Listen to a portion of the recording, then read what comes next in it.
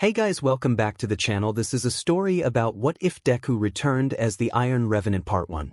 If you guys enjoy this what if and want to see Part 2, comment down below and let me know before I start. Please do support for more awesome content and leave a like, and don't forget to subscribe to my channel and also share this video with your friends and check out the description in my playlist. The author of the story, Nashor from Wattpad. So let's start the video. Izuku Yagi, twin brother of Izumi Yagi. He was about to die in a dark corner of Mizudafu, Japan. His life was flashing before his emerald-colored eyes while blood was leaking through the hole in his chest. In the final moments of his life, Izuku remembered the day that changed his life completely. Years ago, Izuku, Izumi, get ready. We are going to the hospital, she asked. Izumi, we are here, the twins said together as they slowly walked down the stairs. Are you too excited? The mother asked calmly, to twins. Izuku, yeah. Izuku shouted with excitement. Izuku, when I got my quirk, I will be a hero like All Might. He ended his words with a bright smile. Izumi, let's go, Mom. Izumi said with an impatient tone. Okay, she answered her energetic daughter. The family got in the car and started going to the hospital for the quirk tests of the twins. After a few hours of tests, the twins are now waiting for the results to come. Their impatience was slowly overwhelming them. As soon as the nurse called their names, they both run into the doctor's room. Doctor, hello Mrs. Yagi, the results of the twins are here, and I have some news. A good and bad one to be exact. The doctor said while pointing at the chairs. What is the good news? She asked. Doctor, good news is your daughter has a strong telekinesis quirk, the doctor said to the mother with a happy tone. Do you hear that, Izumi?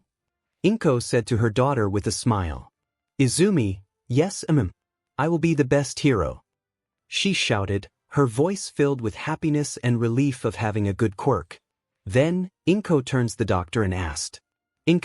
What is the bad news? She asked. She can imagine what the doctor might say, but she was praying on inside to be her guess was wrong.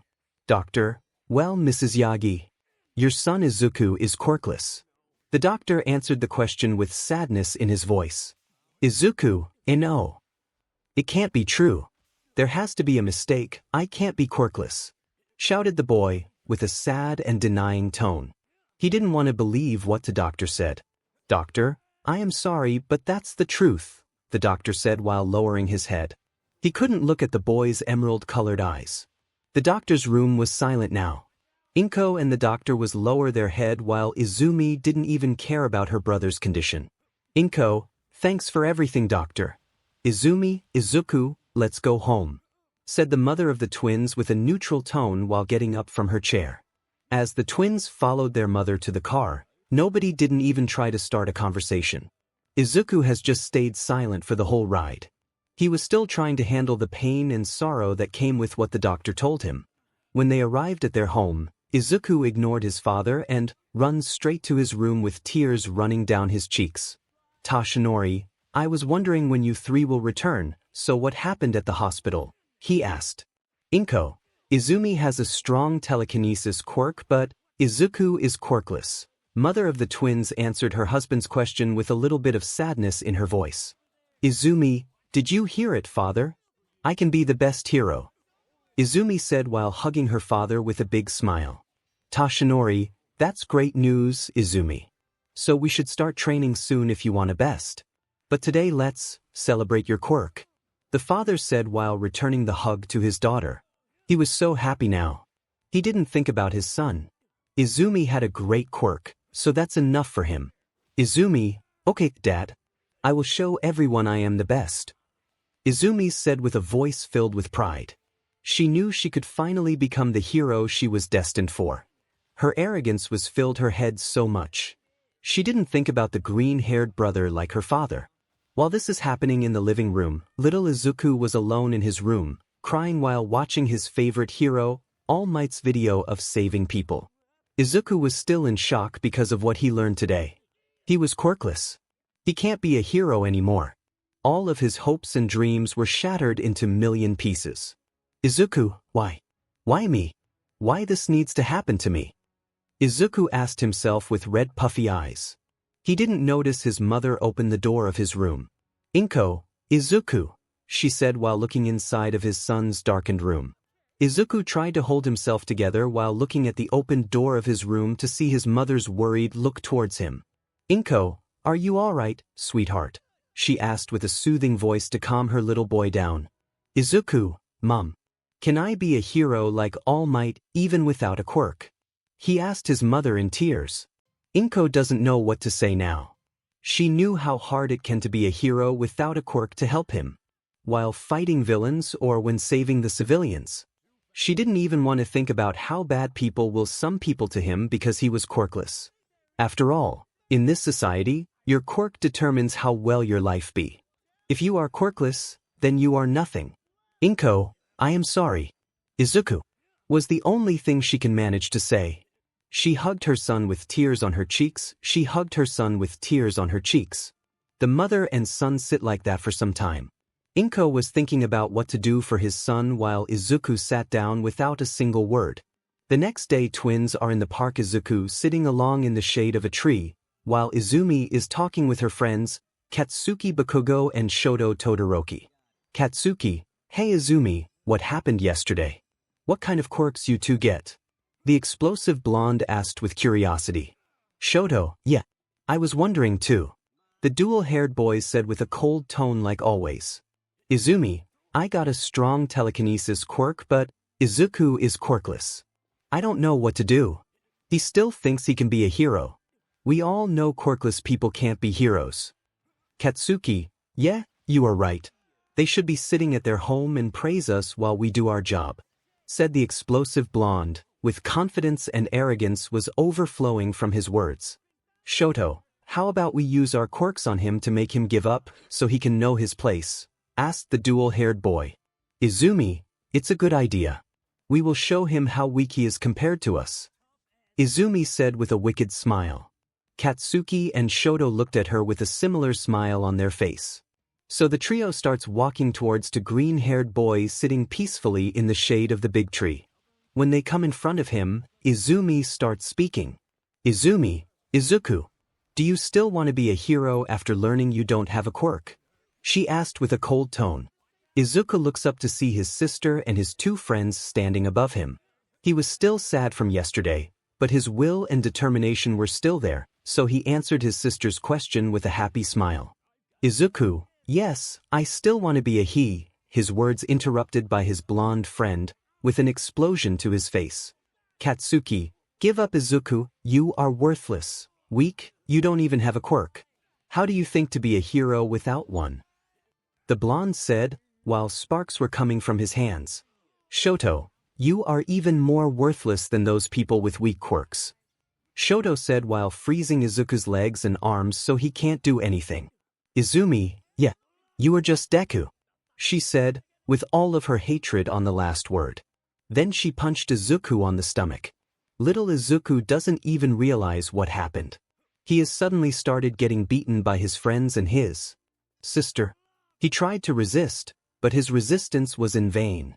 So he starts to do the only thing he can do, endure it to the end, but this was just the beginning of what will come in the future. That day, the trio sparked the flame that was sitting inside of Izuku. The fire that will fuels his hatred towards this world and his thirst for power. When they realize what they have done, it will be too late. After that beating in the park, when he comes home late with bruises and burns all over his body, his mother asked Izuku about what happened to him. Izuku told his mother what happened at the park. When Toshinori and Izumi come home after their training, Inko started shouting to Izumi about what they did to her brother. Izumi said they didn't do anything to Izuku. She continued defending herself by saying he was just jealous and probably he injured himself so he can blame her for it.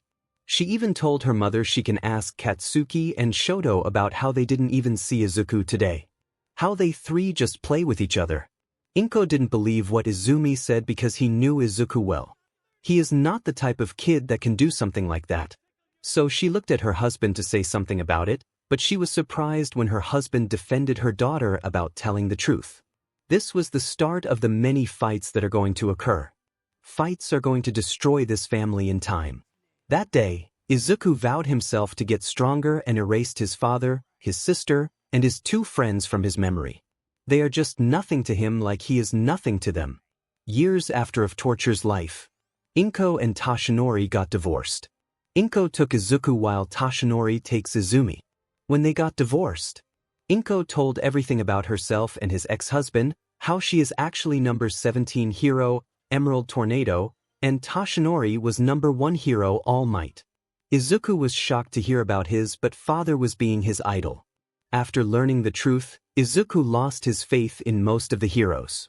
Even the number 1 hero was like that, then the others can't be better than him.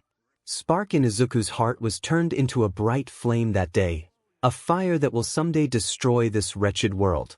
More years passed from the day. Izuku learned the truth about his family. He walked outside after finishing his homework and started doing his daily jogging. It was something he started a week after the first beating he got from his old tormentors. He quickly finished his jogging, then started walking towards his home.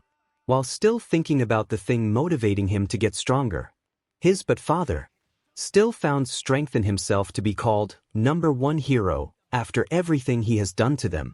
Izuku still remembered every fight his mother defended him. Every time his father gets gifts for Izumi while ignoring Izuku's existence. Every time he leaves Izuku to starve at home alone while his mother is working as a hero. However, everything they did only filled Izuku with a stronger will and more determination. He needs to be the strongest because it was the only way he can do something. Izuku finally returned to his home to find his mother getting ready to leave with her hero suit on. She's just checking everything before leaving. Her focus shifted to Izuku when she heard him opening the door. Izuku, hey. Mom, are you going to work? Izuku asked his mother while cleaning his sweat with his shirt. 𝗵𝗂, yes sweetheart. I was just checking if everything is all right before I go. She answered while slowly walking towards her son. She smiled while looking at her son's developing body as he gets more muscular each day. 𝗵𝗂, you are getting stronger Izuku, I am proud of you, she said with her genuine smile, like always. Izuku, thanks mom. Still, I need to get stronger, he said with a determined voice. 𝗵𝗂, I know sweetheart. I will be late tonight, so I left food in the fridge for you, she said while opening the front door and taking a step out of the house. Izuku, okay mom. Be careful please, Izuku said while his mother started walking away. After she is gone, he closed the door and walks to the bathroom to take a shower. Few hours passed. Izuku was sitting at home playing games on his PC when he heard the sound of a notification on his phone. Izuku slowly turned his head to look at it. As soon as he read it, he ran to the living room and turned on the TV to watch the news with wide eyes. Newscaster, pro hero Emerald Tornado is under investigation. There are multiple accusations about her working with villains and intentionally endangering civilians. Now we will see what's the accused pro hero would say about these accusations together. Then the camera starts showing 𝗵𝗂 Midoriya in her hero costume. 𝗵𝗂, this is outrageous. These claims are just insane. I worked hard to be a pro hero. I spend countless hours fighting villains, saving people from disasters, and helping the injured people to get safety. I gave up on my personal life to be the hero. When the truth is revealed, everyone will see who is right, who is wrong. Then I am wondering, what are these people gonna do?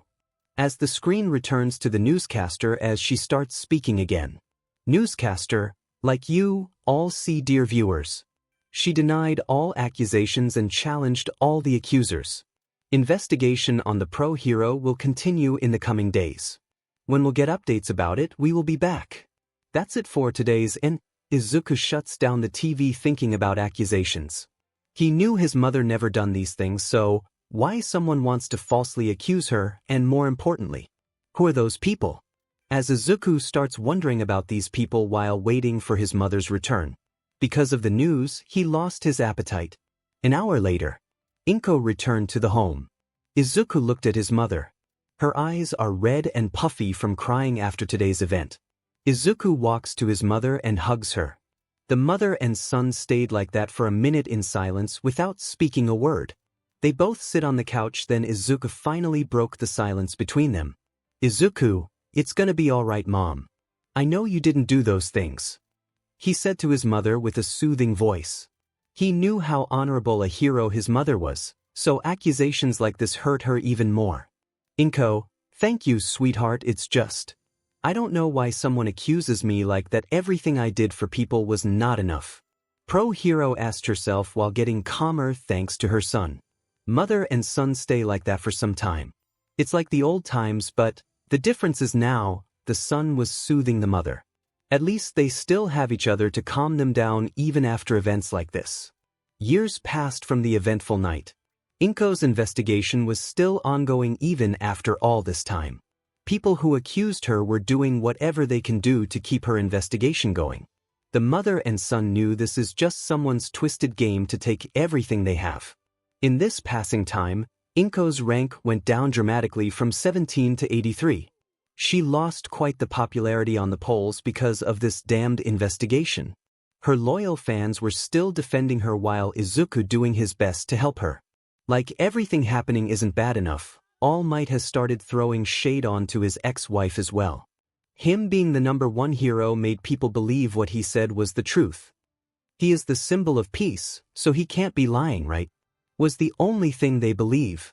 Even to make everything worse, Izuku was in the same school as his old enemies. Izumiyagi, Katsuki Bakugo, and Shoto Todoroki.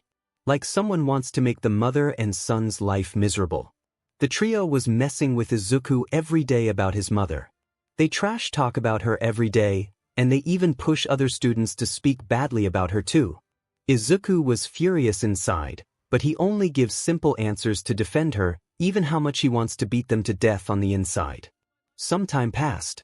In this time, trio started bullying Izuku again to satisfy their fragile but giant egos. They pushed him to pick a fight with them, but it didn't take that long till Izuku had enough of their annoying nature. So he stopped ignoring and starts to fight back instead. Izuku wasn't the same defenseless anymore. Through these years, he learned multiple fighting styles and how to use different close-ranged weapons with great mastery. His natural talent and skill, combined with his strong will, and make him a fierce fighter. The trio, unaware of these, unfortunately, had to learn this from the Ward way. Throughout the school year, Izuku and the trio fight multiple times. Even he was alone, Izuku was holding well against his 3 enemies. Times he loses, he still takes 1 or 2 of them down along with him. Every loss trio got was further fueled their hate for the green-haired boy. They can't simply believe the quirkless boy was going head-to-head with them and even managed to beat them. However, this isn't only something physical. In every aspect of the school, Izuku was challenging them. The trio only manages to beat Izuku's test scores because of the teachers helping them. They were giving them extra points while dropping Izuku's. Izuku was aware of this and even told the principal about it, but he didn't do anything either because they have powerful quirks and 2 of the 3 children's parents are top pro heroes. It is the launch time. Izuku was sitting alone in the corner of the cafeteria while eating his katsudon. He is still thinking about the last fight he had with the trio. He was analyzing their weaknesses and flaws in their fighting styles, well, if there are any. Generally, they are just random punches and kicks. Without using their quirks, they are nothing to Izuku. He can easily read their movements like a book. The problem arises only when they start using their quirks to counter him. While he was so deep in his thoughts that he didn't even notice his only friend was approaching him. He only gets out of his thoughts when he heard the voice of his best friend. "Hey Izuku, still thinking about the last fight?" a female voice asked the green-haired boy. "Hey Izuku, still thinking about the last fight?" A female voice asked the green-haired boy. Imagine her in a middle school uniform. Izuku doesn't need to look back to see who is the person talking with him. It's only can be one person.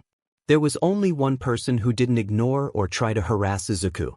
Her name is Momo Yayurzu. She is one of the top students of the school.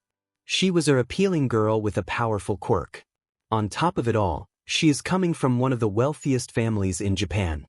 Because of all these things, a ton of people wanted to befriend her, but she didn't care. Thanks to her mother's lessons. She knew most of them are just after her body or wealth. "Izuku, hey Momo, how are you doing?" asked the green-haired boy while ignoring her question.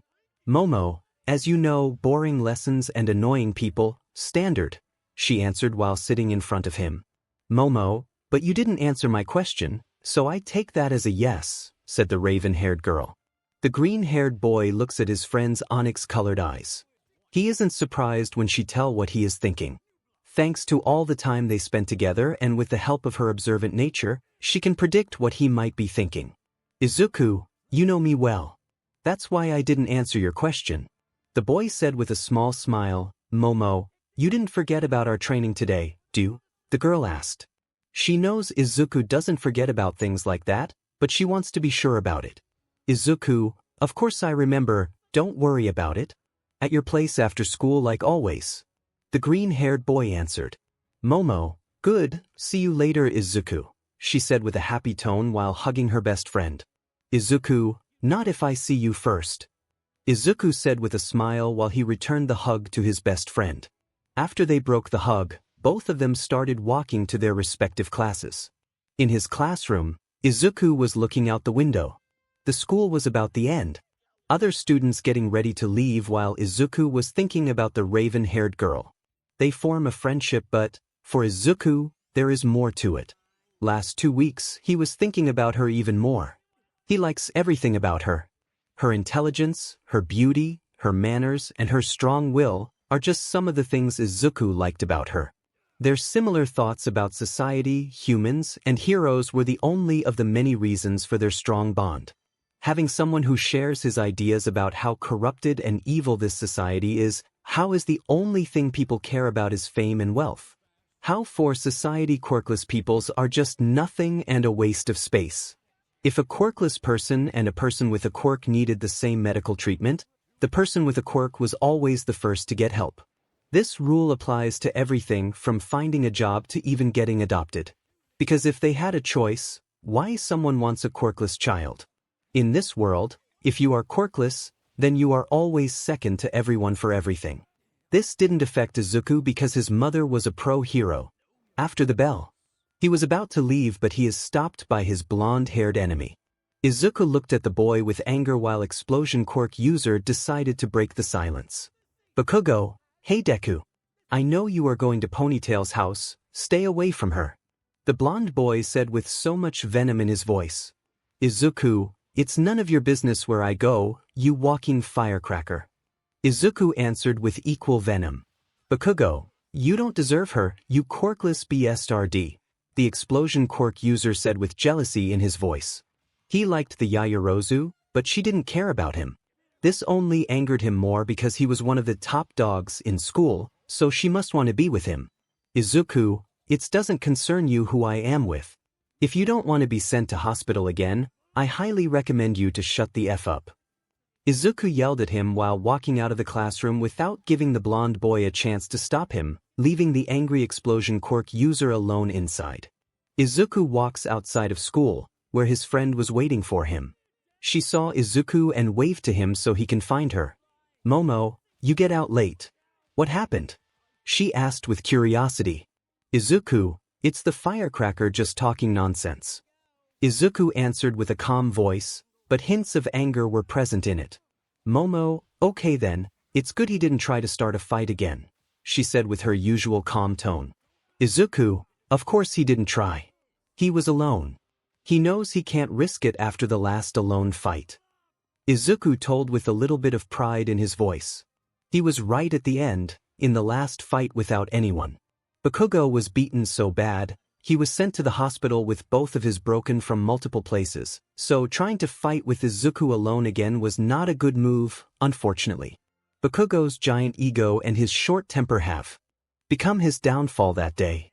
"Momo, let's go, come on," she said with excitement, and both of them start walking towards Yayurzu mansion. After 30 minutes of walking, two friends finally arrived at the Yayurzu mansion. Izuku came to this place many times, but he was still impressed by it. Mansion was like a giant white castle in the middle of its own forest. After they got inside, both of them went to change their outfits for sparring. When they finished, both of them started walking towards the dojo inside the mansion. When they arrived, Momo created 2 metal bow staff and threw one of them to Izuku while she slowly took her stance. "Momo, are you ready, Izuku?" she asked the boy with a little bit of mockery in her tone. "Izuku, ready when why?" His sentence was interrupted by Momo's surprise attack. "Momo, come on then. Let's dance," she said with a smile on her face while attacking the boy relentlessly at the same time. Izuku saw the fighting passion in her eyes while blocking her attacks. Seeing her like that put a smile on Izuku's face as well, so he starts countering her attacks rather than blocking them. "Izuku, if that's what you wanted, come on then. Show me what you got," Izuku told her while his fighting passion filling his voice. Both of them are fighting with everything they got. The sound of the clashing metal has filled the dojo. Momo swung her staff 3 times with impressive speeds, but it wasn't enough. Izuku swayed aside from the first one, ducked the second, and parried the third. He spun inside her guard and hit her with a strong elbow on the right side of her face. She grunted from pain and fell to one knee. Izuku stopped and gave her a moment to recover from the blow. "Izuku, is that it, Momo? I was expecting more from you," Izuku asked the girl with a mocking tone. "Momo, you know me. I am not the kind of person who goes down that easily," she said while taking a deep breath. She got up with a smile. "Izuku, good, come on then," Izuku said with a visible smile while attacking her with a side swing. Momo blocked the incoming attack, but Izuku's assault wasn't over yet. He was attacking her relentlessly without giving an opening for a counter. Metal staffs hitting each other while constantly spinning at a fast rate. Both of them were looking for a mistake to get a clean hit on each other. After some time, finally, Momo got the opening she is waiting for with a sneaky move. She attacked him with a one-handed, normal-looking side swing, but Izuku didn't expect a second staff to hit his left side. He let a faint grunt of pain, but Momo didn't allow him to recover and hit his jaw from the right side with a strong swing of her staff. Izuku lost his balance and fell on his back.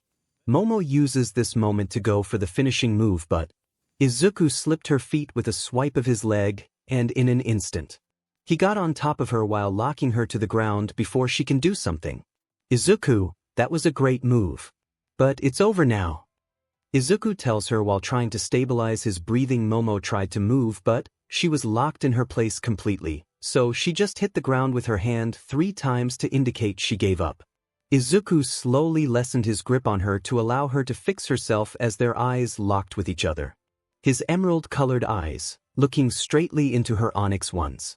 They both stay like that for a minute, smiling at each other. However, this silence was cut short by the voice of someone watching them. "I hope I am not interrupting anything," said a female voice. Izuku froze in his place because of it, but Momo instantly recognized the owner of it. "Momo, what are you doing here?" the raven-haired girl asked while getting up from the ground with a blush on her face. "Because of what happened, my job finished early, so I decided to come home. I didn't know you have invited your boyfriend, sweetheart." The appealing woman answered her daughter's question with a calm voice. Izuku was started blushing while looking to the ground, and Momo's blush became even more apparent on her face after hearing what her mother said. "Momo, he is not my boyfriend, Mom," she answered her mother with a growing blush on her face. Izuku raised his head while getting up and looked at the woman standing in front of him. She has purplish short hair and smooth pale skin with a gorgeous face and a body that makes even Midnight and her models jealous. She has purplish short hair and smooth pale skin with a gorgeous face and a body that makes even Midnight and her models jealous. Art belongs to Millalal on DeviantArt. Mrs. Yayurzu. "Hello dear. My name is Asami Yayurzu. I am Momo's mother," said now named pale woman. "Izuku, nice to meet you, Mrs. Yayurzu. I am Izuku Midoriya," he said while slightly bowing to the appealing woman with a little bit of blush and a calm voice. "Mrs. Yayurzu, so, you're that Izuku my little girl talks so much about," she said with a little bit of a teasing tone and a smile on her face. "Momo, I think we should change our clothes. Don't you agree, Izuku? How about you go to the shower up front?" Momo said while trying to stay calm. She knows how much his mother loves teasing her, so this moment was a chance served on a silver platter for her to do it. "Izuku, Yeah, alright, Izuku said and started walking towards the showers in the dojo at a fast pace. Momo, don't even start, mother, she said towards her smiling mother. She was already embarrassed enough. Mrs. Yayurzu. He has strong mana. Did you ever see him doing something big with it? Pale woman asked her daughter. She was impressed by the power boy holds. Momo, no. He probably even don't know about it. He only uses it passively while fighting, she answered, still thinking about the green-haired boy. His handsome face and well-built body. His fighting spirit and unwavering will. He was the first boy she got a feeling for. After she did some observing, she can feel there was a stronger connection between them. Like fate wants them to be together. She is dreaming about Izuku until she was returned to reality by her mother. Mrs. Yayurzu, do you going to tell him? She asked her daughter with a curious tone. Momo, tell him what? She answered her mother's question with a little shaky voice. Mrs. Yayurzu, about your feelings for him, of course. He clearly has something towards you as well, so don't get worried, she said with a little teasy tone and a smile on her face. Momo, I hate you sometimes when you read my mind, she answered her mother while pouting. Mrs. Yayurzu, I love you too, sweetheart, but you should go to the shower as well. We will talk about this later, she said with her usual teasing tone. It was obvious she has no intention of stop speaking about this soon. Knowing what will happen later, she sighed with defeat and started walking towards the showers as well. She starts thinking about what her mother said. Yes, she liked Izuku, but she doesn't want her mother to ruin her relationship again. She sighed again and cursed her mother. Normally she must not be at home today. She told her she will be back tomorrow, and even worse, they gave her the perfect teasing material. She left her thoughts and entered the shower hoping to relax and calm her head down for a bit. Mrs. Yayurzu. So, this is Inko's son. He looked like he doesn't know about me. I want to see his face when he learns about it, she thought to herself while laughing from inside. After 30 minutes, both Izuku and Momo were out of the showers wearing clean clothes. They are calmer now. Their embarrassment was gone and they were returned to normal. Izuku was about to go back to his home. He hugged his friend and kissed her mother's hand while bowing to the appealing woman. Mrs. Yayurzu, again, it was nice to meet you, Izuku. Please come more often. Maybe later we can talk more while drinking tea if you don't mind.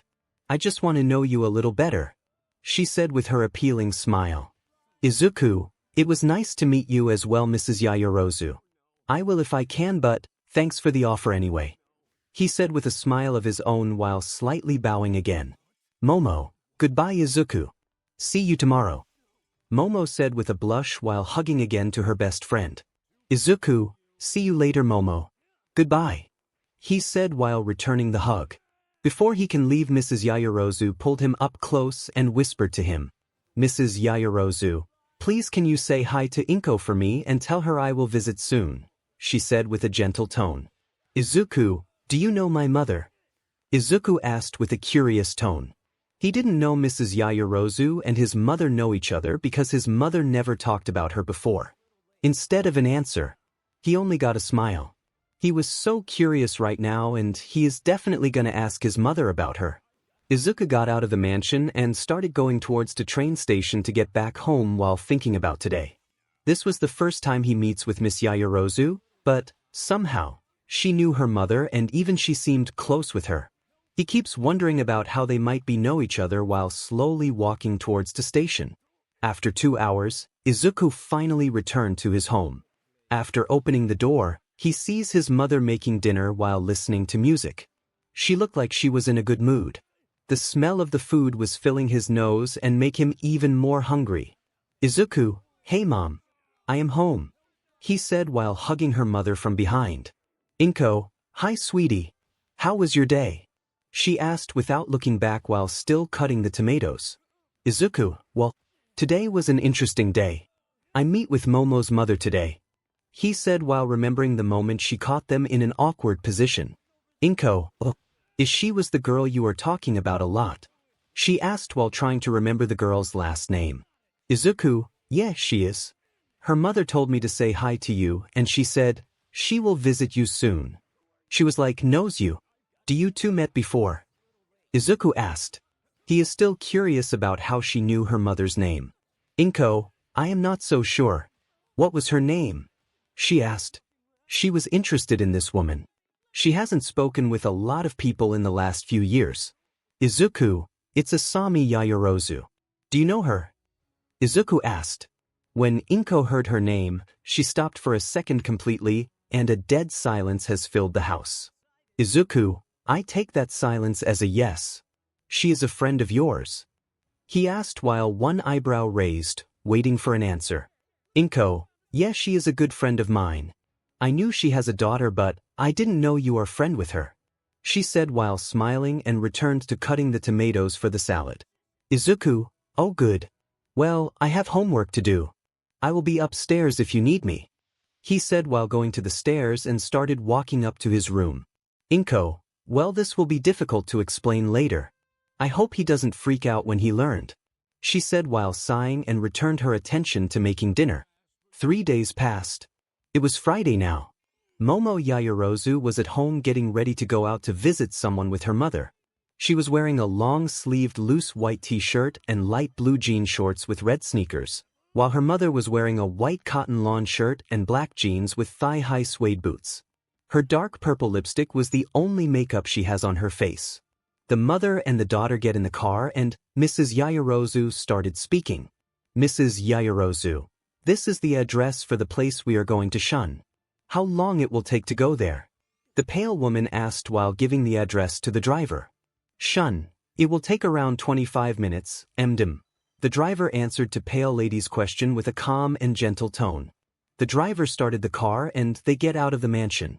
Thanks to their luck, roads were open enough for a good ride. Momo, mother, who are we going to visit? She asked her mother with a raised eyebrow. Mrs. Yayurzu, you will see, dear. Just wait until we arrive, the appealing woman said to her daughter as they make their way towards a certain green-haired mother and son's house. While Yayurzus are coming towards Midoriya household, Izuku was changing his clothes. His mother said, her friend will be coming here for a visit. She asked Izuku to wear something clean. Izuku got up and go to his room to change his clothes. His mother was wearing a dark green sleeveless blouse with high-waisted white trousers. She tucked the bottom of her blouse inside the trousers while checking herself on the mirror. She was a naturally appealing woman, so she didn't need makeup. After looking at herself last time, she turned towards her son. 𝗵𝗃, how do I look, Izuku? She asked her son with a smile on her face. Izuku, you look appealing, Mom.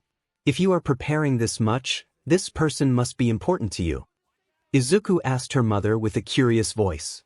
He has noticed the changes in her for a while now. She was smiling more and her pain from the still ongoing investigation was less noticeable. This mysterious person was influencing her life in a good way. He was wondering so much about who this person was. 𝗵𝗃, thank you, sweetie. But you should change your clothes as well. They are probably about to arrive soon. Izuku, all right. I will be back. Just tell me when they arrived, okay? He said to his mother while going to his room to find something to wear. At the same time, Yayurzus are about to arrive at the house of Midoriya's Momo was dying from curiosity. She sees something in her mother she has never seen before. She is smiling, but something was different with this smile. She looked like she was excited to see this person. She can't hold it anymore. She wants to learn about this mysterious person so much. Mrs. Yayurzu, you are probably wondering, who is this person? Don't worry, you are about to get the answers, but it can be little shocking to learn. So, I hope you are ready for it, the pale woman said with a calm tone. 5 minutes later, they arrive at their destination. Momo remembered this place instantly. They are standing in front of the Izuku's house. Her curiosity was at its peak. Her mother raised her hand and rang the doorbell. After a couple of seconds, the door opened by an appealing green-haired woman. She looked young and her body was a little muscular with faint small scars on her arm. 𝗵𝗃, you two finally arrived. Please come in, she said with a happy tone. She had a gentle smile on her face. 𝗵𝗃, Izuku, please come here, sweetheart. Our guests have arrived, she said while raising her voice enough so he can hear her. Then she turned towards the Yayorozus. "Inko, welcome to our house. I am Inko Midoriya," she said while bowing a little bit. "Mrs. Yayorozu, hello dear. You look even more appealing today. I hope you two are well," she said while hugging the green-haired woman. "Inko, we are fine, thanks for asking, Asami. I suppose this is your daughter." "Hello dear.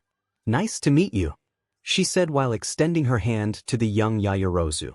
"Momo, it's nice to meet you as well, Mrs. Midoriya. I am Momo Yayurzu. I am a friend of Izuku as well," she said with a smile while shaking her hand. "Inko, please dear. Just call me Inko." At that time, Izuku comes down from upstairs. He is wearing an emerald green hoodie with black and white lines and black jeans. He was surprised when he saw Momo and her mother here. He smiled and greeted the Yayorozus. "Izuku, hi. Momo, Mrs. Yayorozu, welcome to our house. Please act like at your own home," the green-haired boy said while slightly bowing like his mother. "Momo, hi Izuku," she said with a smile and a little bit of blush on her face. "Mrs. Yayorozu, hello dear. I see you well," she said with her calm tone. "Izuku, thanks Mrs. Yayorozu. I better now." "Mrs. Yayorozu, I suppose you two so curious now. How about you two sit while we answer your questions?" she said while gesturing to the couches in the living room. Izuku sits on the couch on the left, and Momo sits next to him. Inko and Asami are sitting next to each other on the other couch. Both Momo and Izuku share a look and nod at each other before returning their gaze at their mothers. Inko takes a deep breath while Asami was sitting with a smirk on her face. "Inko, well, here it goes nothing," she said from inside and looked at Asami sitting next to her. The pale woman nodded to her, return her look towards their children's. "Inko, we gathered here today because we will tell something I'm important to you too," she said with a shaky voice while stuttering. "Inko, is, her words cut short by the purplish-haired woman sitting next to her. "Mrs. Yayorozu. Hello, Izuku. I am Asami Yayorozu. I am your mother's girlfriend," she said while kissing the green-haired woman from her lips, turning her face completely red. "Izuku, her what?" Izuku shouted with a shocked voice. Izuku nor Momo has not expected something like this. Both of them think this visit is about them and their friendship, but this was something that came out of nowhere. The answer they get only brought more questions about the two mothers' relationship with each other. "Momo, well, this is certainly unexpected," she said while trying to comprehend what her mother said moments ago. Her thoughts are rushing to her head so fast she didn't realize she was murmuring to herself. "Izuku, now how? And when?" Izuku asked the question both of the teens wants to ask for their parents. "Inko, it started 5 months ago. I was reading a book in a cafe. I encountered Tashinori while patrolling that day. He was with a woman, and they are buying things for a baby. I just remembered everything that happened, everything he did to us, and he is still living normally without caring anything. I was deep in my thoughts. Asami came towards my table to introduce herself. She said she can feel my bad mood and asked if I wanted to talk about it. I was depressed, I want to talk with someone, so I agreed. That day I was so relieved to finally open myself to someone. It felt great. We exchange our numbers and we kinda start dating. We meet somewhere to eat something and go shopping or go to a park to talk about ourselves. After some time, I start feeling something towards her. I want her to be always at my side." Inko answered her son's question. She wanted her son's approval of their relationship. Izuku is sitting without a word. He is happy for his mother finally found someone she liked. He knows she needed a person like this in her life and he is behind her decision. He has no problem with this person being a woman, but the person was the mother of the girl he loves. "Izuku, look, I have no problem with your relationship with Mrs. Yayorozu. It's fine for me if you love her, you can marry her. I am happy as long as you are," Izuku said to her mother with a calm voice while smiling at his mother. "Inko, thank you for understanding, Izuku. I was worried you may not like it. Because after many years, one day your mother says she loves a woman now, might be too shocking for you," she said with relief of his son's approval of their relationship. "Izuku, Don't get me wrong, I am shocked, but the shocking part is the person is being Momo's mother. Not because the person was a woman. Momo, honestly, I am shocked as well. I never expect something like that from you, Mom. Momo said to her mother with a calm voice. Mrs. Yayurzu, I know, but unexpected things happen in this world all the time. I was thinking talk with you about this, but after we learn about your relationship, we think it can be the best we both tell you at the same time. So we can talk about you two as well, she said with her usual calm tone. 𝗵𝗃, we both know you two love each other. Maybe this can be a chance for you two to talk about your feelings. With that, now the topic was the feelings of two teenagers for each other. Teens looked at each other's eyes. They know what is coming. The moment they are waiting for. Izuku, Momo. Izuku said with a gentle tone as he holds the raven-haired girl's hands. Momo, yes, Izuku, she answered while grasping his hands. Izuku, I love you, Momo Yayurzu. Would you please go out with me? Izuku asked while finally telling the thing he wants to say so much. Momo, I love you too, Izuku. Yes, I would go out with you, she said with a happy smile while a tear of happiness rolling down her cheek.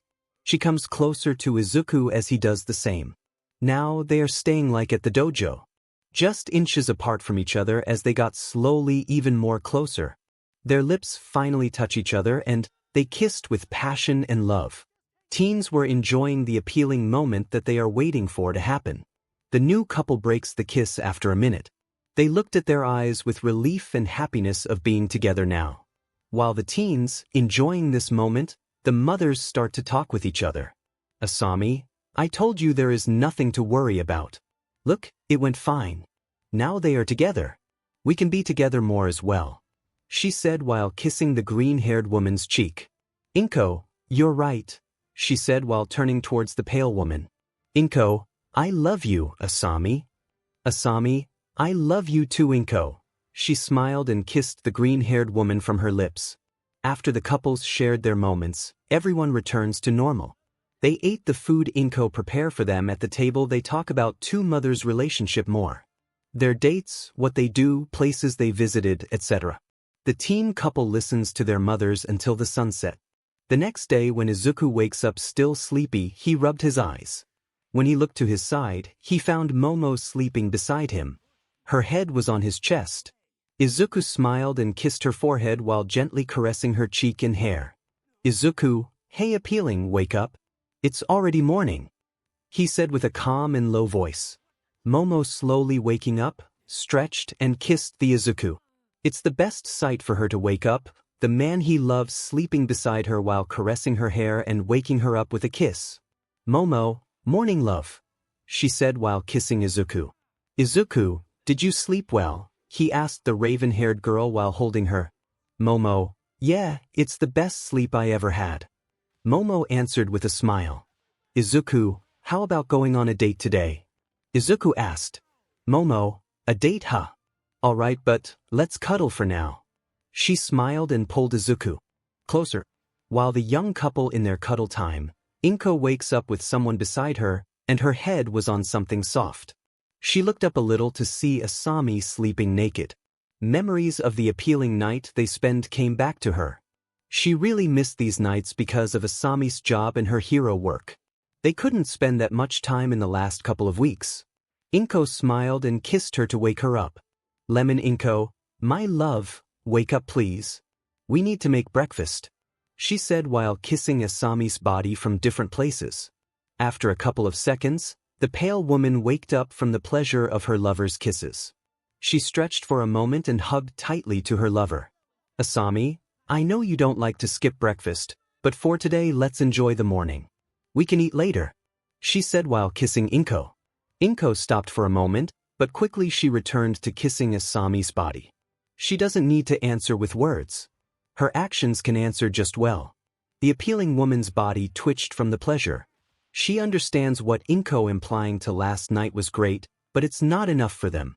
Asami usually has the intent to play rough with 𝗵𝗃, but they can't do that last night because Izuku and Momo are at home with them. After seeing 𝗵𝗃's playful mood, she is, of course, not going to waste this chance. Asami, hungry for more, I see. Go on then, pleasure your emissus.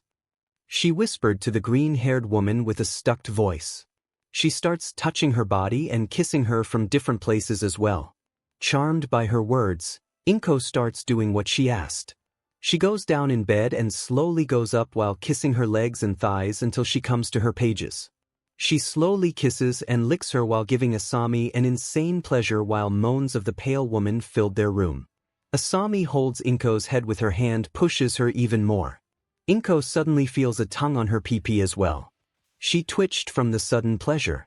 She looked down to see Asami's clone doing the exact thing she is doing to the real one right now. Asami, do you think I would leave my beloved 𝗵𝗃 out from this great pleasure? She said while patting 𝗵𝗃's head.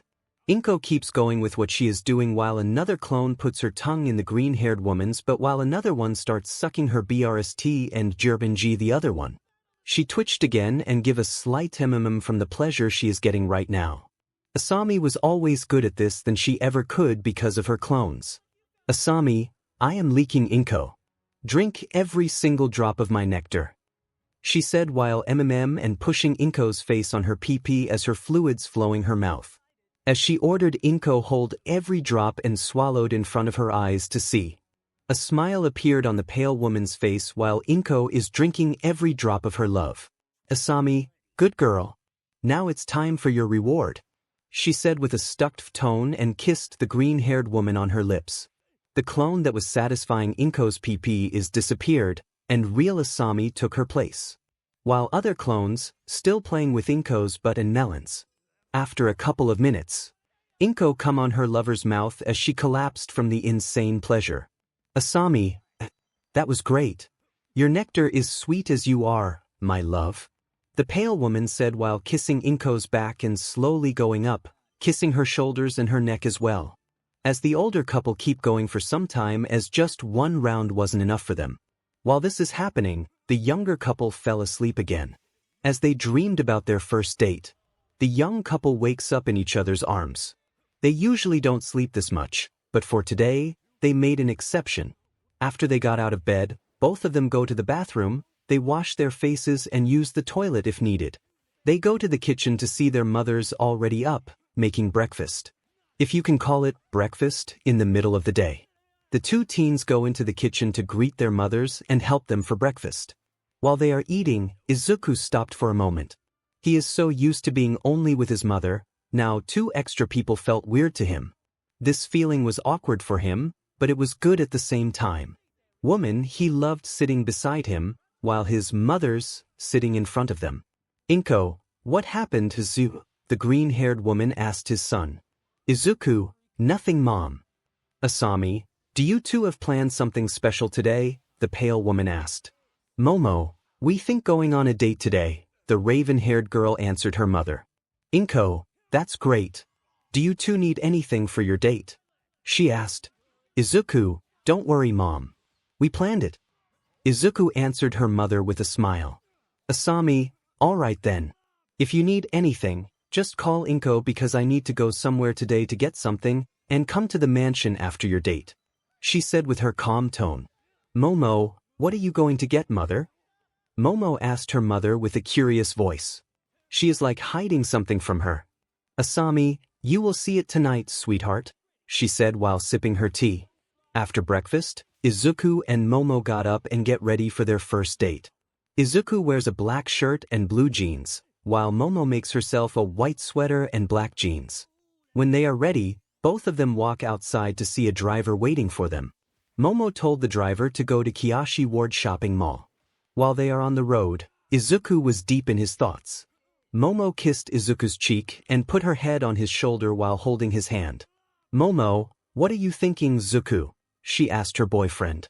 Izuku, I am thinking about yesterday, Momo. I mean, we are dating now, and it looks like we are going to be step-siblings as well. He answered while kissing Momo's hand. Momo, yeah, I was shocked too. I didn't expect this from my mother, but at least we are closer now. I mean, they looked happy together. The raven-haired girl said. She remembered Izuku's face when her mother reveals the truth to them. Izuku, you're right. I am happy my mother found someone she needed this. Sometime later, The couple arrived at the mall, and they go to an arcade to have some fun. Momo was surprisingly good at these games, thanks to her great reflexes and eye-hand coordination. Sometimes Momo won, sometimes Izuku won. Competing like this was so fun for them because it makes them feel alive. 2 hours later, now the couple was walking towards the new restaurant that opened weeks ago. Momo was a little bit sad because of the last air hockey match they played. Izuku won the match at the last second. Because Momo thought time is over and relax for a second, but she didn't account for Izuku's final attempt, and in the end, she lost. Seeing this, Izuku put his arm around her shoulder and pulled her closer to him so he can give a kiss of morale to her. Izuku, come on, Momo. You can't be still thinking about the last match. He said and kissed her cheek.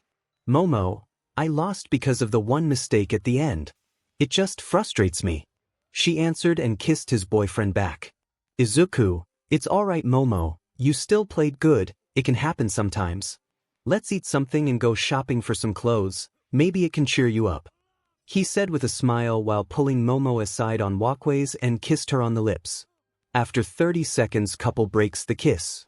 Momo, fine, but I will settle the score on our next date, okay? She said while pouting. Izuku, we will see, but for now, let's eat something. Izuku said with a smirk. Both of them start walking towards the restaurant again, while a blonde-haired boy and a girl with green hair watching the couple. These two persons were Izumi Yagi and Katsuki Bakugo. They are watching them since they leave the arcade. Both of them just find them from pure coincidence. The duo had different feelings towards the thing they saw. Bakugo was furious. He wanted to kill Izuku more than anything now, while Izumi was in denial that his quirkless brother finds a great girl like Momo Yayurzu. She thought Momo is only using Izuku, but her thoughts quickly changed. While the couple is walking, the duo continues to follow them from a distance. After 15 minutes of walk, they arrived at the place. The restaurant looked good from the outside. There are people inside, but the place isn't crowded.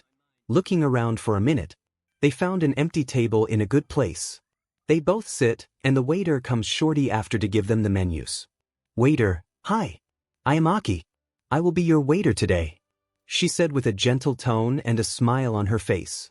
Izuku and Momo take a look at the menus, trying to find something they like. A minute later, they both decided on what they will eat. Izuku, I want a bowl of katsudon with an iced tea and a lemon cheesecake, Izuku said while giving the menu back. Momo, I want the same thing, but I want a chocolate cheesecake, she said and gave her the menu as well. Waiter, alright. It will be ready shortly. She smiled and bowed a little bit and goes to other tables. As the couple waits for their food, they start talking about school and other students, etc. While they are talking, Momo feels like something is watching them. She looked around with her eyes. Izuku noticed Momo's look around. Izuku, Momo, what happened? The gray-haired boy asked. Momo, I think someone is watching us, she answered with a low voice. Izuku, watching us? I think I know who, Izuku said while looking into the raven-haired girl's onyx eyes. Momo, who? She asked. Izuku, I saw Izumi's face a little and looked like Bakugo is here too, Izuku answered without looking towards the duo. Momo, what are those two idiots doing here? Momo asked with a little present anger in her voice. Izuku, I don't know. They are just probably watching our date. I can imagine Bakugo is furious now. Momo, why?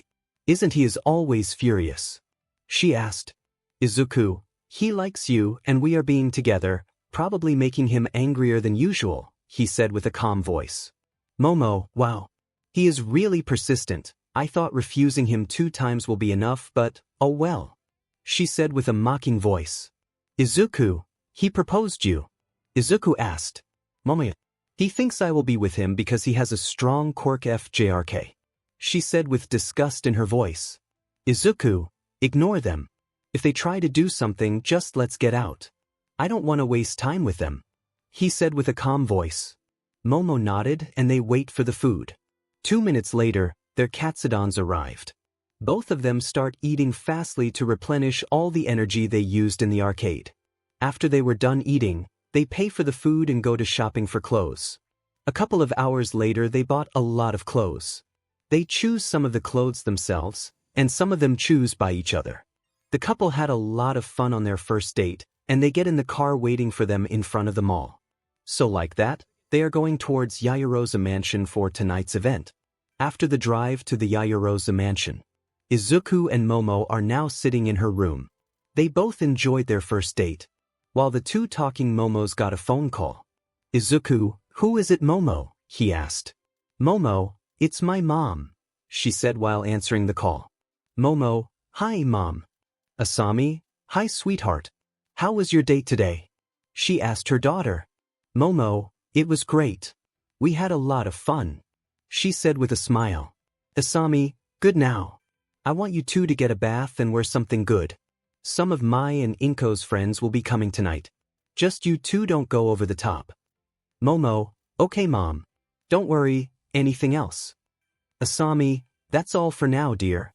See you two tonight, she said as she hangs up the call. Izuku, so what did she say? Momo, we need to wear something nice because there will be people coming tonight, Momo said as she kissed Izuku. Momo, and she said we need to get a bath before doing that. Her voice suddenly changed to a stuck tone. Izuku, let's get going then, Izuku said while picking up Momo, bridal style, and start walking to the bath. Momo, are we going in together? Izuku, do you have something to say about it? Momo, no, she said while kissing Izuku as the two entered the bath to relax and have some more fun, to pass some time at home. A couple of hours passed, and the sun is already down now. Izuku was wearing a white shirt and black jeans while Momo was wearing a white shirt with a red skirt. Inko already came 2 hours ago and changed her clothes. She was wearing a short emerald green dress with white trousers. An hour later, Asami came home too. She has some little bags with her.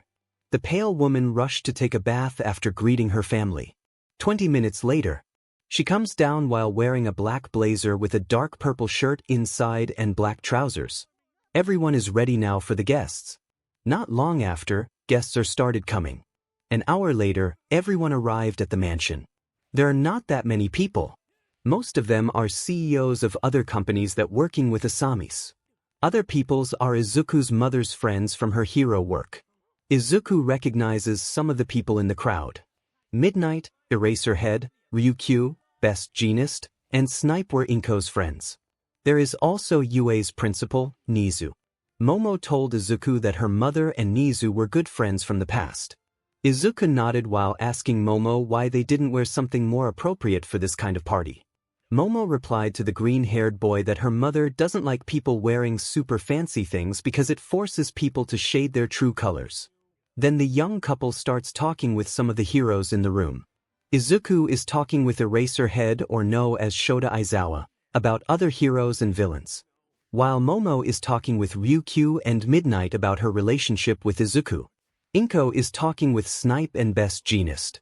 At the same time, Asami is talking with Nizu and the CEOs in the room about business. An hour passed, and some of the people were left the mansion because of their lives or they need to attend more businesses tomorrow. Just the heroes, Nizu, and 2-3 CEOs, and some of Asami's personal assistants were left along with Endeavor and Shoto that arrived about 20 minutes ago. Asami walked in front of the remaining people and coughed loudly to get the attention of everyone. Asami, now I want to talk about why I made this little party. The truth is, this party's purpose was to tell all of you about something important for me. Well, actually rather more to ask a question to someone, she said while slowly walking towards Inko. Everyone looked at Asami, who is now standing in front of Inko Midoriya, while everyone is silently waiting for Asami to say something. Asami, Inko, I'm going to ask something that I've wanted to say for quite a while, the pale woman said as she got down on one knee in front of her. Asami, Inko Midoriya, will you marry me? Asami said to Inko as she pulled a small black box. Inside the box, there is a appealing engagement ring. The ring has a giant diamond and 2 smaller ones on the sides. Even the small ones are enough for an engagement ring of its own. Everyone is shocked by this as they don't know about this relationship. Even Izuku and Momo were shocked, as they didn't expect this to happen a day after They tell them about their relationship. 𝗵𝗃 is crying from happiness. 𝗵𝗃, why yes Asami I will marry you. She hardly said as her tears running down on her cheeks, while Asami is putting the ring on her finger. 𝗕𝗏𝗏 isn't happy because he is trying to get an arranged marriage with Asami for a while. At the same time, marriage between Shoto and Momo. Other people were congratulating the couple as Todoroki's stood at their place without a word. 𝗕𝗏𝗏's plan is gone now because Momo already refused Shoto's proposal multiple times, and Asami isn't going to accept something that Momo didn't want. Him marrying Asami was the only way for 𝗕𝗏𝗏 to get what he wanted, until today. As the number 2 hero, leave the mansion defeated. Months later, Izuku, are you excited for today, Mom? Izuku asked his mother. 𝗵𝗃, yes, Izuku. I am really excited. The green-haired woman answered while looking at her wedding dress. 𝗵𝗃, honestly, I thought I will never wear one of these again. She said while Izuku, yet here you are about to wear one, he said as he hugged his mother. Izuku, we have an hour, so get ready, he said to his mother and leave the room. 𝗵𝗃 is still looking at her dress. It was made by one of the most famous wedding dress designers, and the dress was made from the highest quality materials money can buy. Asami did not go cheap on anything. She hired the best people in Japan for anything that must be done. They are going to marry in one of the most famous gardens in Japan. 𝗵𝗃 smiled when she thought about everything Asami did for her. Thanks to her new family, 𝗵𝗃's life was getting better in the last couple of months. Her hero rank raised quite a bit and she has fewer problems that she needs to care about. Not only hers but Izuku's life was got better as well. He now has an appealing girlfriend that supports and helps him with everything. He is one of the top students in his school, even he is not acknowledged by everyone because he is quirkless. That's aside, now they are happier than ever. 𝗵𝗃 shed tears of happiness because she thought she will never recover from everything that happened in her life, but she recovered. Her thoughts were cut by her maid that Asami ordered to help her for today. Aki, 𝗵𝗏𝗏, are you all right? The young maid asked with a curious voice. 𝗵𝗃, I am fine, Aki. Don't worry about it. I am just happy, that's all. She answered the young maid while wiping her tears. Aki, we have an hour left. You should be getting ready, the young maid said to 𝗵𝗃. 𝗵𝗃 nodded to her and started getting ready for her wedding with the help of Aki. She wears her dress while Aki is braiding her hair. After she is ready, 𝗵𝗃 opened a box with a pendulum necklace inside of it. It was Asami's gift to her. The necklace has an appealing white stone on it that around 3 inches and emitting an aura that only visible from up close. 𝗵𝗃 slowly took the necklace from the box and wore it. Imagine this necklace with a white stone. Imagine this necklace with a white stone at the same time. While 𝗵𝗃 is getting ready, Asami is getting dressed as well. She is wearing a white tuxedo with a black rose boutonniere pinned on it. She never liked wearing a wedding dress because for her, it was too uncomfortable. She looked at herself in the mirror. She never believed she would fall in love with someone, yet she is about to get married. Finally, her life is getting better after all these years. She smiled and walked out of the room. Now the time is almost up, and most of the people are here waiting. Asami's workers, assistants, and some of the heroes she worked with were her alongside 𝗵𝗃's friends. Midnight, Ryukyu, Eraserhead, Snipe, Best Jeanist are all here with Nizu. The white stuffed bear-looking humanoid creature was happy for his old friend finally got some happiness in her life. He smiled while thinking about the past as his eyes caught on 2 teens he knew from before. The girl was Momo Yayurzu in her appealing red dress, and the other one was Izuku Midoriya in his green suit. Izuku art belongs to Shite on Deviant Art. Izuku art belongs to Shite on Deviant Art. Izuku art belongs to Shite on Deviant Art. Momo. I can't believe 4 months is already past, Zuku, she said as she looked into her boyfriend's eyes. The last couple of months really went fast for her. At least she was with Izuku most of the time, going on dates with him and having fun. For her, it was like a dream. Izuku, I can't believe either, Momo. Time is really passing fast when you are with your loved ones. Izuku smiled and kissed his girlfriend's cheek. He looked at his lover's dress. She was gorgeous. Izuku, you look magnificent, my love. I can't take my eyes from you. he said as he put his hand around her waist and pulled her closer. Momo, you look so hot as well. I hope no one tries to take you away from me, she said while getting even closer. Izuku, don't worry. No one can take me away from you, Izuku said as their lips connected for a quick kiss. Finally, the time has come for the ceremony. Inko and Asami came through the doorway as everyone got up. The couple slowly walked past everyone and stopped in front of the wedding officiant while Izuku and Momo carrying the rings. Officiant, I would like to welcome everyone on this gorgeous day and thank you all for being here. Now let's begin. Officiant, Asami Yayurzu and Inko Midoriya, please take each other's hands and repeat after me, the officiant said as the couple nodded. Inko, Asami, I swear to you that I will dedicate my life from this day forward to filling our days with beauty and laughter. I will celebrate your spirit and all of your accomplishments. I work to inspire you, and I will be here to remind you of your beauty and strength. I take you today as my partner, my confidant, my other half, and I will love you for the rest of my life. Asami, Inko, I swear to you that I will dedicate my life from this day forward to filling our days with beauty and laughter. I will celebrate your spirit and all of your accomplishments. I work to inspire you, and I will be here to remind you of your beauty and strength. I take you today as my partner, my confidant, my other half, and I will love you for the rest of my life. Officiant, Asami Yayurzu and Inko Midoriya. Do you take one another as partners from this day forward? He asked. Asami Inko, we do, the couple said together. Officiant, and to everyone here, do you promise to stand by this couple, to remind them of their vows, and to act as an example of love and family? He asked again. Crowd, we do, everyone yelled together. Officiant, Asami Yayurzu and Inko Midoriya, you two have chosen these rings to represent the unbreakable circle of life and love. Please place them on each other's ring fingers and repeat after me, he said. The couple nodded again and placed the rings on each other's fingers. Asami Inko, I give you this ring to remind you of this day when we vowed that our love can overcome everything in front of our closest friends. Our love unites, inspires, and will continue to do so for the rest of our lives. Officiant, by the power vested in me, I now, for the first time, pronounce you two are married. Kiss and go celebrate. As the officiant said this, the couple kissed with love as everyone starts cheering for the newly married couple. The couple starts dancing as everyone watches them. After their first dance, Izuku and Momo, and some others start dancing as well. Asami is dancing with her love as the second song nearly came to its end. She looked into her green-haired wife's eyes. She is lost in her beauty. While she is deep in her thoughts, out of nowhere a gunshot is heard. Everyone gets on the ground to avoid getting shot, but the second one never came. Asami opened her eyes to see her worst nightmare. Inko was shot straight through her heart. She didn't want to believe what she saw.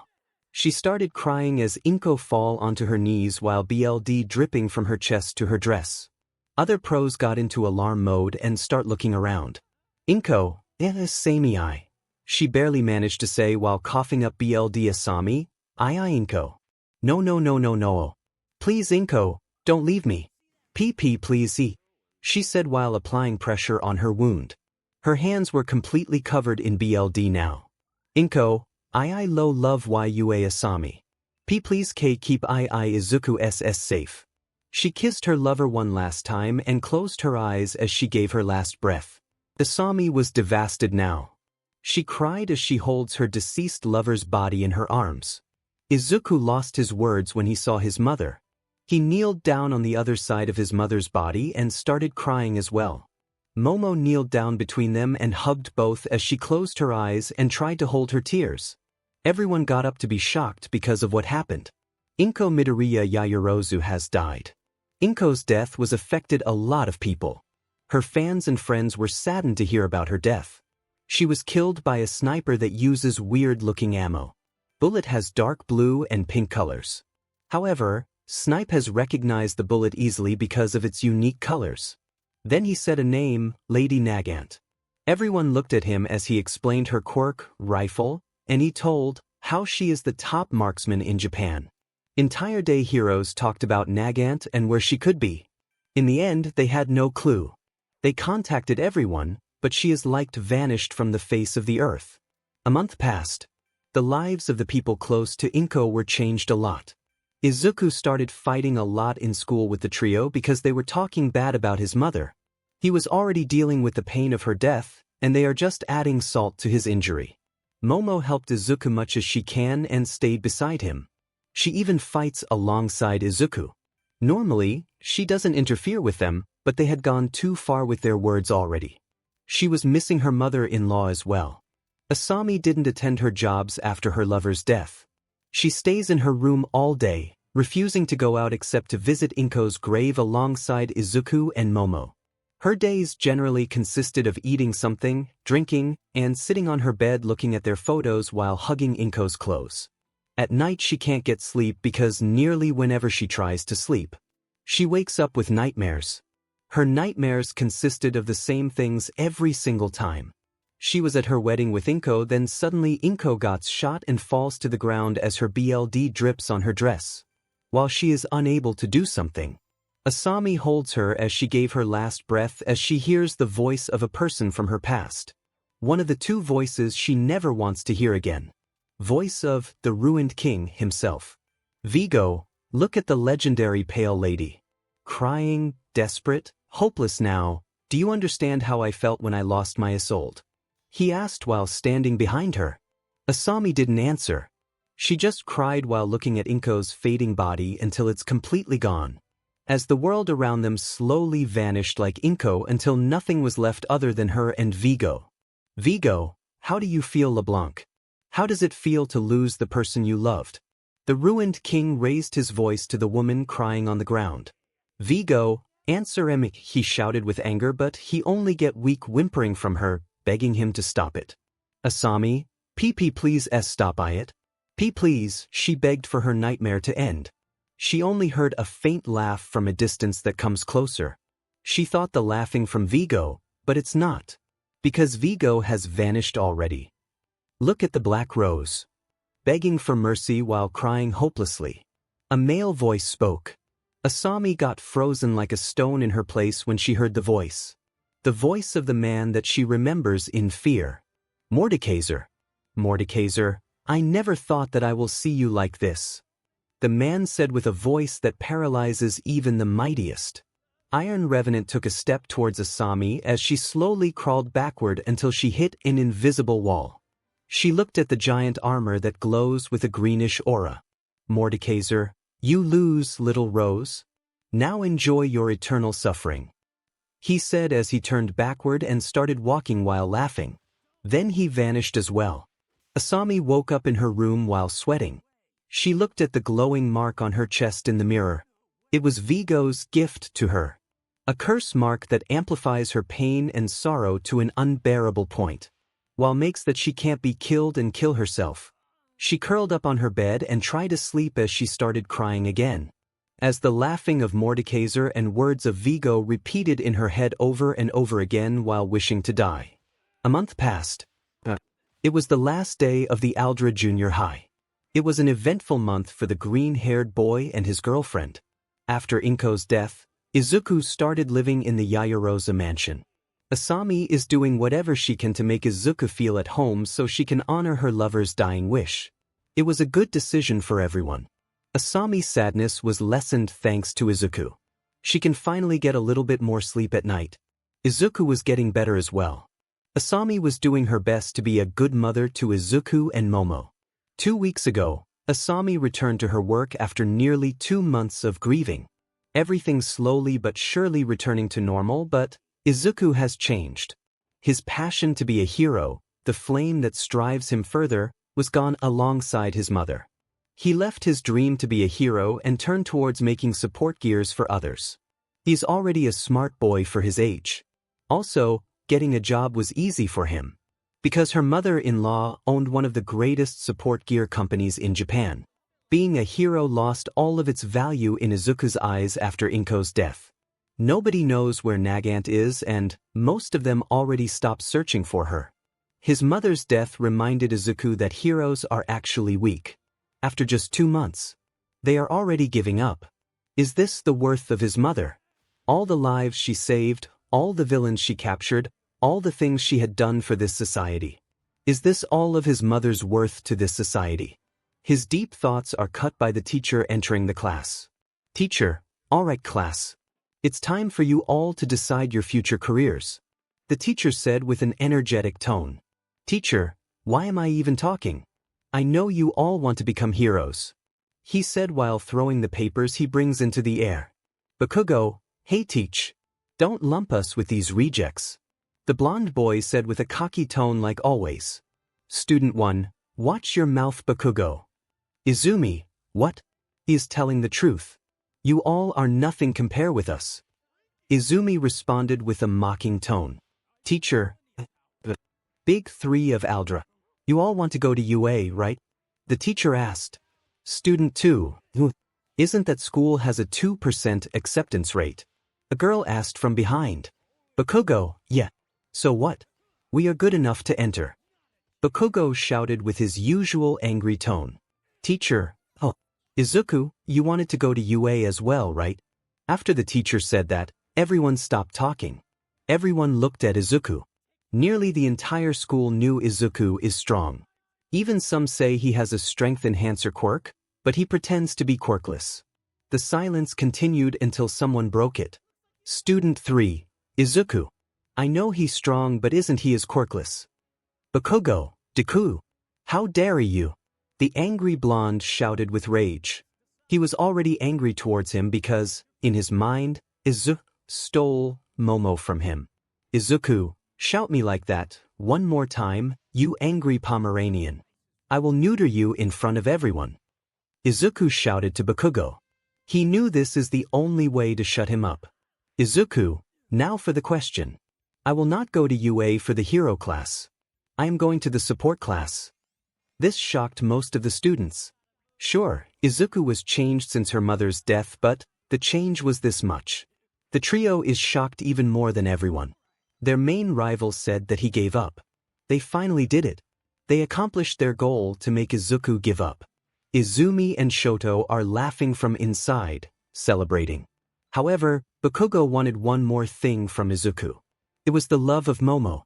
Izuku finally gave up on being a hero, but getting Momo was far more important to him. Teacher, I didn't know you changed your career plan, Izuku. Izuku, I decided recently. Teacher, oh, all right then. It's your choice. The class relaxed and they continued talking about their career choices while Izuku was watching outside at the same time he is playing with her mother's necklace. Asami gave Inko's necklace after her death to Izuku, believing that it will help him. After the class, everyone left except the trio and Izuku. Izuku is ready for an attack, but it never came. Instead, Izumi started talking. Izumi, so you gave up? She asked. She heard Izuku when he said the first time, but she wanted to be sure. Izuku, yeah, I don't want to be a hero anymore. It's worthless. Izuku responded with a cold and emotionless voice. Shoto, what do you mean worthless? Are you just giving yourself an excuse because you realize you can't become a hero? The dual-haired boy asked with a mocking voice. Izuku, no, you 𝗧𝗵𝗲𝗏. How much you serve doesn't matter because you always be a replaceable toy soldier for them. When you die, someone will take your place in an instant. Bakugo, you are wrong.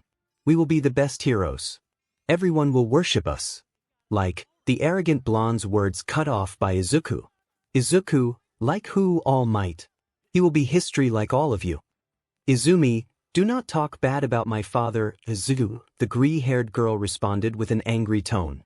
Izuku, so what is going to happen if I talk bad about him, Izumi? He was talking bad about my mother.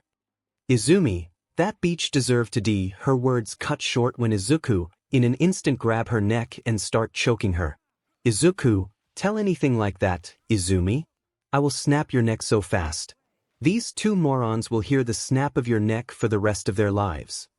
Izuku's bloodlust is too much for all of them to handle. Two boys stayed like a stone in their places. Izumi didn't even try to use her quirk. She is paralyzed by Izuku's bloodlust so much she is scared that Izuku might kill her in an instant. She comes eye to eye with Izuku for a second, but what she saw was frightened her even more. Izuku's eyes. They are glowing with anger and hatred. She was scared. Scared for her life. Her fear continued until Izuku dropped her to the ground and left the classroom. She immediately gasped for air and started coughing. "Shoto, Izumi. Are you alright?" he said while kneeling to help his friend. Izumi, "Yeah, I'm fine." She relaxed as her breathing returned to normal. "Bakugo, I am gonna catch that bee," he said, and without a second, started running behind Izuku. "Shoto, Bakugo." Wait. Shoto said, but he is too late. "Izumi, let's go behind him. That idiot gonna get himself killed." She got up, started running as well. "Shoto, damn it." Shoto runs behind of Izumi.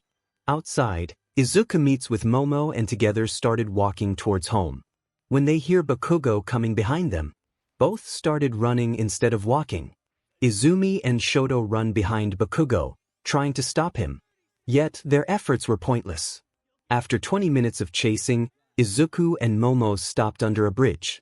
They can outrun them, so instead, they decide to face them. When everyone arrived, they all knew what is going to happen. "Bakugo, Yayurzu." Bakugo broke the silence. "Momo, what is it, Bakugo?" she said with an annoyed voice. "Bakugo, why nerd? What is the thing you saw him?" he asked Momo. "I told you before, Bakugo. He is a real man. Not just someone that covers behind his quirk or his status. You are just an arrogant, selfish butt.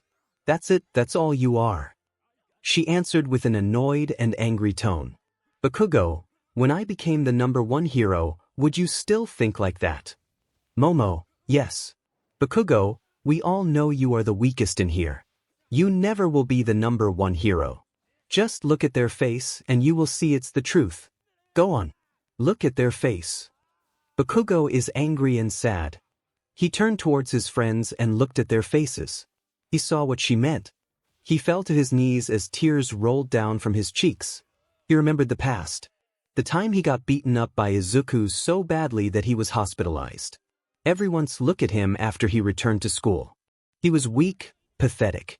The self-claimed #1 hero lost to a quirkless person in a 1v1 fight. After that, he never fought with Izuku alone because he was scared that the same thing gonna happen. He never wanted to feel like that again. So he let his anger control him. The other 4 people looked at the broken Bakugo, who is getting up from the ground. "Bakugo, fine. If I can't get you, then no can," he said while rushing to Momo to attack her. Momo got a defensive stance and dodged Bakugo's right hook and she throws him over her shoulder to behind her. Bakugo fell hard on his back. Momo put her foot on his chest to hold him down. "Momo, I was talking about this, Bakugo. You are the weakest in here and I will love Izuku and only Izuku even if I die." While everyone stood at their place, Shoto tried to burn Izuku with a fire wave. However, Izuku easily dodged the wave. Bakugo tried to send an explosion to Momo, but she just stepped back from it. Izuku attacked Izumi to knock her down, but Shoto interfered Izuku's attempt with his ice.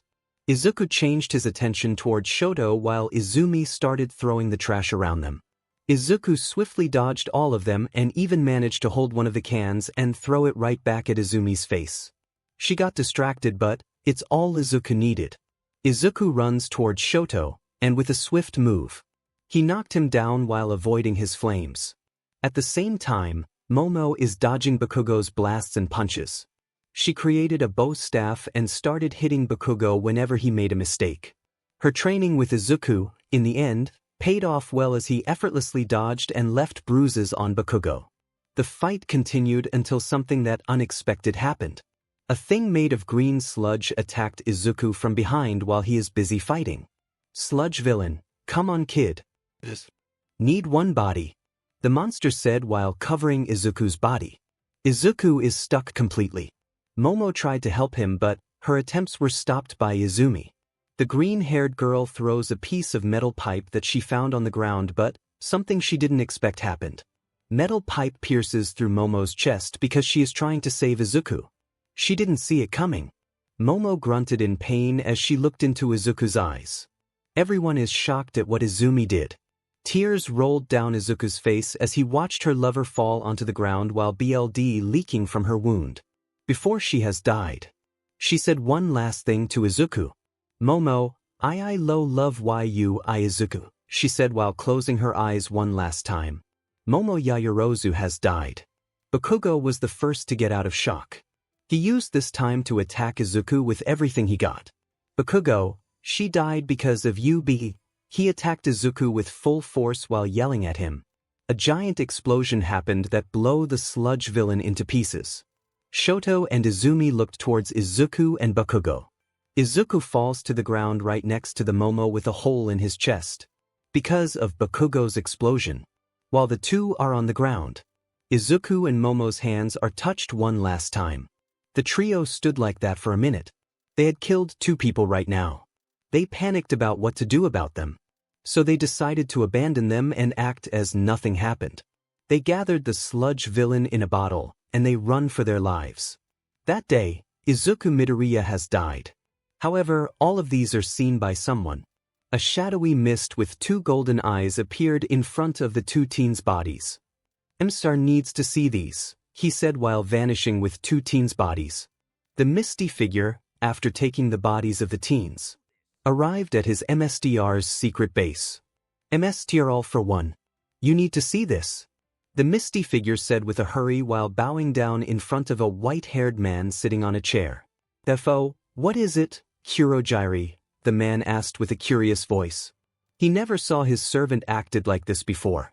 Now named 𝗓𝗁𝗓𝗏 opened his portal and slowly put the bodies of the 2 teens to the ground. The white-haired man is shocked because of what he saw. It was the son of All Might, with a hole in his chest. Next to him was a girl with a metal pole stuck in her heart. He recognized the girl. She was Asami's precious daughter. The man looked at his servant. 𝗕𝗏𝗏, what happened to them? Who killed them, 𝗓𝗁𝗓𝗏? He asked. He needed to know. 𝗓𝗁𝗓𝗏, it was All Might's daughter and her 2 friends. One of them was the son of Endeavor. The misty man answered. 𝗕𝗏𝗏, All Might's daughter? You are saying that she killed her own brother? His curiosity is at its peak right now. 𝗓𝗁𝗓𝗏, no, she killed the girl. A blonde boy killed the son of All Might. He answered while getting something from his pocket. It was his phone.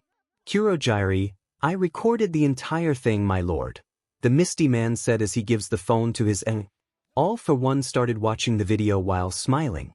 He knew that All Might will give his precious OFA to his beloved daughter. So, all he needs to wait for the moment to show this video to the entire world. Show everyone that the daughter of the #1 hero is a killer. His smile turned into a laugh while imaging All Might's face when he sees this. 𝗕𝗏𝗏, well done, 𝗓𝗁𝗓𝗏. This video will help us to destroy All Might. He laughed while patting the shoulder of his servant. 𝗓𝗁𝗓𝗏, thank you, my lord. What will do with bodies? He asked. 𝗕𝗏𝗏, turning them into normal nomis is good for us. They need to be recognizable. Maybe we can turn them something like 9. He kneeled and removed the metal pole from Momo's chest. The villains started to healing their bodies to perfect condition. Their souls are already left, so it will not bring them back, but it will make working on them easier. 𝗕𝗏𝗏, put them into stasis for now and send them to 𝗔𝗂𝗁𝗏, he ordered to his servant while sitting back in his chair. 𝗓𝗁𝗓𝗓𝗏, as you wish, my lord. Misty man kneeled and bodies are started to get surrounded by crystals. 𝗕𝗏𝗏, also, 𝗓𝗁𝗓𝗓𝗏, before you go, tell 𝗔𝗂𝗁𝗏 that this project needs to be a secret. 𝗓𝗁𝗓𝗓𝗏 nodded and bowed before vanishing in a purple mist with the bodies. He started to think about what he can do with the teens. Turning them into soulless puppets will be easy, but when Asami learns, he knows she will hunt him down to make him pay. Maybe he can resurrect them. They probably help him after what happened to them. Then he remembered that Asami made the usage of spells that brings people back completely forbidden. He wondered, but what is the thing that makes her so scared of that spells? It can be so great to have something like that. An army of undead loyal to him. He smiled with just the thought of it. He imagined the face of All Might seeing his own son helping his arch-nemesis. Also, it can be the perfect weapon for already broken Asami. She is probably going insane already. Her lover died, Her daughter died, her son-in-law died. She had nothing left. She lost everything. He can finally get his revenge on her as well for abandoning him. While all for one busy while dreaming, Asami is waiting for the two teens. She started worrying about them. Why hadn't they come home yet? Has something happened to them? She called her men and Nizu to find them. She started to get sick from worrying. Her 𝗕𝗁𝗵𝗃 activated already, amplifying her stress and forcing her to think the worst. Minutes later, Nizu called her back and told her that he sent heroes to help her. However, it didn't relax her for a bit. She got a feeling that something bad happened to them. In the end, she was right because the only thing that her men will find was their broken phones. Months later time passed, and it turned out that Asami's worst nightmares came true. She never found two teens. After that, her emotions crushed the pale woman. She can't sleep at night. Every time she tried to sleep, she woke up crying from her nightmares. Her mark made even everything worse for her. She was begging for death every single night. Yet it was to no avail. She was a prisoner, and life was her eternal torment. Her mental health becoming worse as well. She nearly killed 3 of his maids accidentally out of her anger. Asami was not the only person changing. All for one started hearing whispers 1 month after he found the teens' bodies. 7 months later, he started seeing a shadowy figure in his dreams. A giant figure that made out of the darkness. Figure's emerald eyes looked at him as he shivered from his presence. Figure's emerald eyes looked at him as he shivered from his presence. 𝗕𝗏𝗿, who are you? The white-haired man asked. I am the key to achieve your dreams. Hisashi, the figure said with a deep male voice. 𝗕𝗏𝗿, how do you know my name? He asked again. He lived nearly 200 years, but he never felt like this in his life. Even all might was nothing compared to the figure presence. The figure chuckled. I know a lot of things about you. I can help you to get what you want. I can give you the power you craved so much. 𝗕𝗏𝗿, how can you help me? Where are we? He asked once again while looking around. We are in your mind, Hisashi. I can teach you how to bring back people from death. Don't you longing an eternal army you can command? Don't you wish for immortality? I can bless you with my power. Isn't power is the thing you wanted in the first place? The figure asked. His words start to affect the white-haired villain. 𝗕𝗏𝗿, yes, I want power, the villain answered. Good, we will talk later, Hisashi. Now it's your time to wake up, the figure said as he vanished. 𝗕𝗏𝗿 found himself on his bed. He was sweating. The villain got up from his bed and started doing his daily things. He looked himself at the mirror. 5 years ago, he nearly died while fighting his arch-nemesis. He managed to fix his destroyed face thanks to magic and 𝗔𝗂𝘁𝗵𝗏's help. He heavily injured All Might, but he lost some things too. His body got damaged heavily. His appearance looked normal, but his quirks were damaged. He can't use too many quirks, only a couple of them at the same time. He also lost access to some of his strong quirks because of their side effects. He knew his demise was getting closer. He thought while the words of the shadowy figure repeated in his head. Isn't power is the thing you wanted in the first place? Don't you wish for immortality? I can give you the power you craved so much. After that day, every time he met the figure in his dreams, the figure poisoned his mind even more. After some time, the figure told the villain that he needs to resurrect him into the mortal world if he wanted his powers. The white-haired man asked how he is going to do that. As he said that, the figure touched his forehead with his claw-like hand. At that moment, a spell appeared on the villain's mind. He falls to his knees from the sudden pain. 𝗕𝗏𝗿, what was that? He asked while holding his head. That was the spell to resurrect me. I gave you the knowledge you wanted as I said to you before. However, you still need to resurrect me if you want to be strongest, the figure said with his deep and calm voice. 𝗕𝗏𝗿, what about the body I need to summon you to here? The villain asked as he got up. The boy's body will do just fine. 𝗕𝗏𝗿, all right, but I need some time. The doctor is working on it to enhance the body. Enhance? The figure asked. 𝗕𝗏𝗿, yes. He needs some time to get the results of his work. From what he said, he managed to give the body multiple quirks using magic without breaking it. I can wait. Goodbye, Hisashi. Wait, what is your name? He asked. All the time they talked he never learned the figure's name. I will tell you when you revive me, he said as he vanished. 𝗕𝗏 woke up again in his room. It was already past midnight.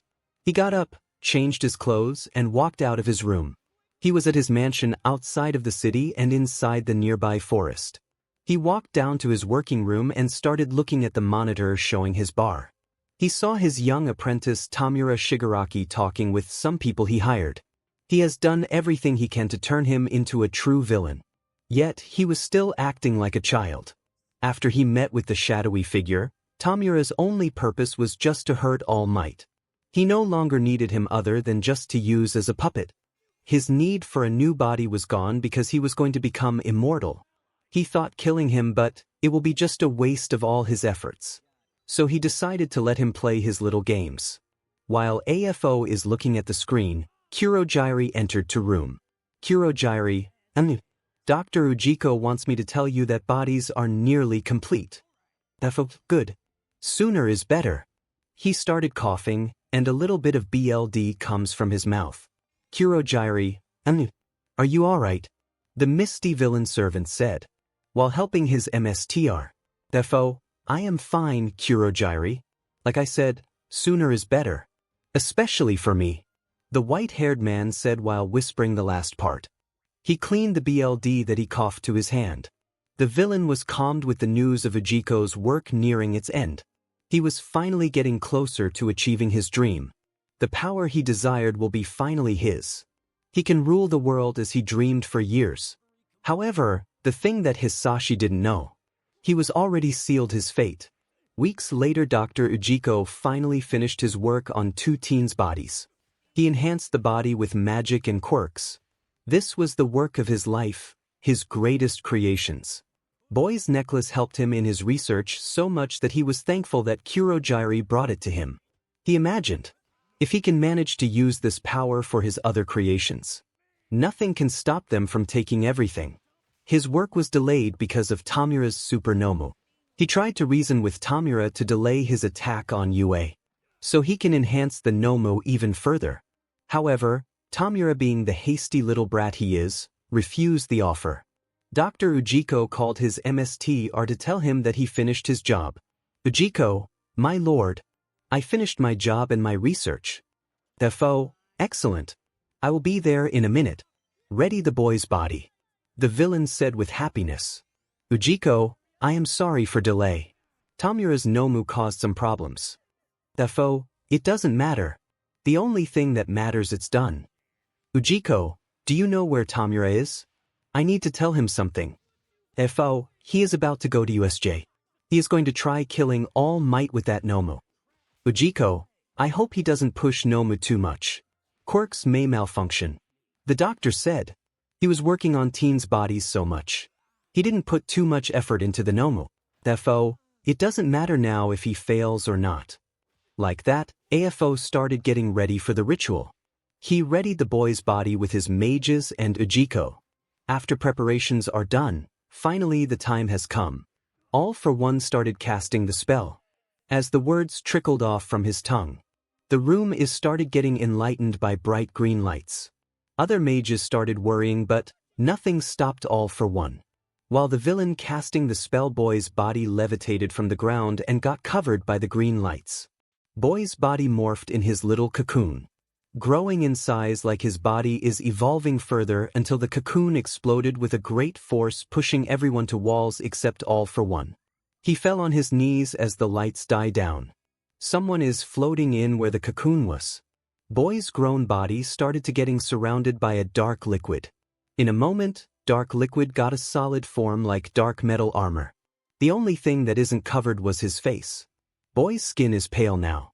His dark hair with green parts was completely changed to a bright green. His eyes were glowing with power. Everyone looked at the now changed boy as he slowly descends to the ground. He stood tall while looking at everyone. All for One got up and come face to face with the giant armored figure. I brought you back to the living world and fulfilled my side of the deal. Now it's your turn to the same.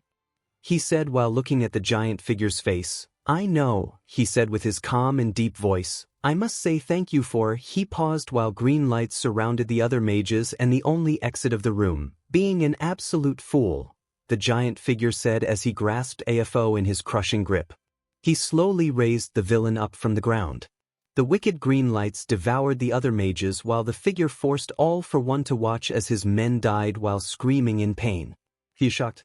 He is blinded by powers so much he didn't think that would happen to him. The bodies of the mages fell onto the ground. At least what is left of them.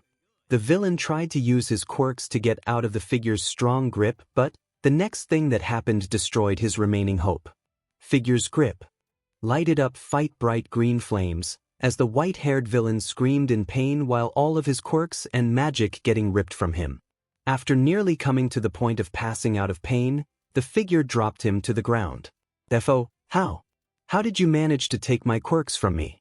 He asked while whining from pain. Thanks to Ujiko's work on my body. I must say, I am impressed by his work. Now you are out of the way. I can continue my plan. The figure said while looking at all for one's terrified face. Defo, 𝗬𝗲𝗪𝗏, he asked with his remaining strength. My name is Izuku, however, you can call me 𝗵𝗃𝗲𝗄. Izuku laughed as AFO collapsed onto the floor from exhaustion. Minutes later 𝗕𝗵𝗲 was having a hard time killing All Might. His Nomu was losing the fight, and he became furious when All Might punched the Nomu into the ground. 𝗕𝗵𝗲 looked around. Most of his men are knocked out. The remaining ones are just his vanguard action squad. With All Might, a lot of heroes alongside Principal Nizu and Asami Yayurzu arrived. They were outnumbered. Students of Class 1A and Class 1B are relieved that they had won. However, things are about to go down for heroes. All Might, it's over now, villains. You have no escape and your monster is knocked out. The bulky hero said with his booming voice. 𝗕𝗵𝗲, DMNU All Might. You supposed to be weak. Enraged 𝗕𝗵𝗲 shouted towards the heroes. Dabi, what are we gonna do now? Retreat? The burnt villain asked. Before 𝗕𝗵𝗲 can answer, a black mist that emitted green lights started to fill the entire USJ. The sky darkened as a portal opened in the middle of USJ. Everyone looked at the portal as figures emerged from it. Izuku-the-iron-revenant, this is Momo by the way, 𝗧𝗵𝗃𝗁, this is Momo by the way, 𝗧𝗵𝗃𝗁, this is Momo by the way, 𝗧𝗵𝗃𝗁. Everyone looked at the figures that emerged from the portal. Izuku was standing in the middle, and Momo was standing next to him. 𝗧𝗵𝗃𝗁 and 𝗧𝗵𝗃𝗁 were standing behind them. Izuku was holding someone in his hand. Students and most of the heroes didn't know who these people were, or who is the person dragged on the ground. Except for All Might, 𝗕𝗵𝗲, Nizu and Asami. They all recognized the person that Izuku was holding immediately. It was all for one. Nobody can say anything because of the sheer terror they felt from their presence, especially Izuku's. All of them were giants, compared to normal humans. Even the smallest one was taller than All Might. Izuku is 12 feet 3 inches. 6m, Momo is 11. 5 feet 3 inches. 5m, 𝗧𝗵𝗃𝗁 is 9 feet 2 inches. 74m, 𝗧𝗏 is 8 feet 2 inches. For 𝗵𝗃𝗁 is 7. 6 foot 𝗕𝗵𝗲, who are you? What did you to my MSTR? The angry teen shouted to the Izuku. Izuku, don't worry. I didn't do anything that much. He is just knocked out. Izuku said with his cold, deepened voice and threw AFO in front of the enraged 𝗕𝗵𝗲. Asami and Nizu can't speak at all. Both of them were frozen like stones. Their worst nightmare became real. He was returned to the world of the living. However, something felt off. Now there is a woman with white hair standing next to the dark-armored nightmare that they didn't know who it was. Asami, sensing the woman's magic. She ran in front of everyone in disbelief. Asami, Momo, is that really you? The heartbroken mother shouted as she fell on her knees while tears running down from her cheeks. Momo, hello, mother, it's nice to see you again, she said with a dark and cold voice. All of the people in USJ looked at the devastated woman. Heroes didn't believe what they heard. The woman standing there is her daughter. She was missing for nearly a year. A certain green-haired girl was frozen even more than the others. She saw her collapsing to the ground. She killed her. Yet she was here. Asami, what are you doing there, Momo? What happened to you? She asked. She hardly can look at her changed daughter's face. Especially her eyes that glowing with soul magic. Momo, I am where I belong, mother. On the side of my lover, she said while hugging Izuku's left arm. Asami, what? That means he is. Her words cut short when All Might attacked. All Might, Detroit Smash. Number 1 hero yelled as he punched Izuku. A giant gust of wind erupted with the force of All Might's punch. When the dust settled, they cannot believe what they saw. Izuku stopped All Might's punch with one hand. He grasped the number 1 hero's hand and crushed it with ease as All Might's painful scream filled the US. Izuku, you are even weaker than I imagined, All Might. Or should I say father? All Might, Izuku. How? Before All Might can finish his words, Izuku punched his injured side with an even greater force than his punch. All Might coughed up blood and deformed into Small Might. Izuku chuckled and raised All Might so everyone can see his true form. Students and heroes looked at deformed All Might in shock. However, Izuku is not done yet. Izuku held All Might's legs, twisting them completely to a position they should not have been. All Might screamed even more as the only thing others can do is watch the number 1 hero getting beaten up by his own son. Izuku opened a portal and punched All Might through it, dropping him near the heroes and students to see. Izumi ran towards his beaten-up father while crying. He was coughing so much blood, probably having internal bleeding because of the Izuku's first punch. Izuku, one of you take him to a hospital. I don't want him to die that easily, he said, and one of the heroes took All Might's body and rushed to UA. Izuku, how pathetic. I thought that he can offer me a challenge, Izuku said with a mocking tone.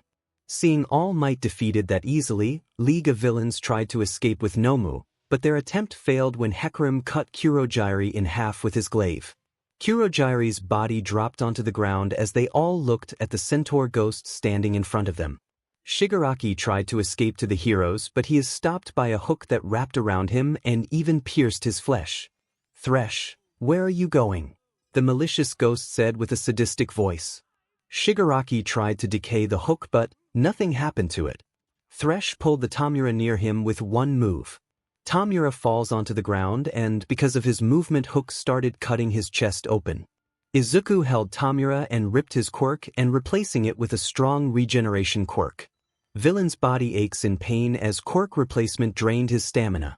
Izuku, do you really think you can escape that easily? 𝗕𝗁𝗁𝗁𝗓. Izuku asked the scared boy. He waited for an answer, but the only thing he got is his terrified look at him. Izuku, Thresh, take him and leave. I have no use for him, so he is completely yours. I gave him a strong regeneration quirk to ensure he won't break easily, Izuku said while tossing 𝗕𝗓𝗓 to Thresh. A smile appeared on the twisted spirit's face. His lord gifted him a toy he can play much as he wants.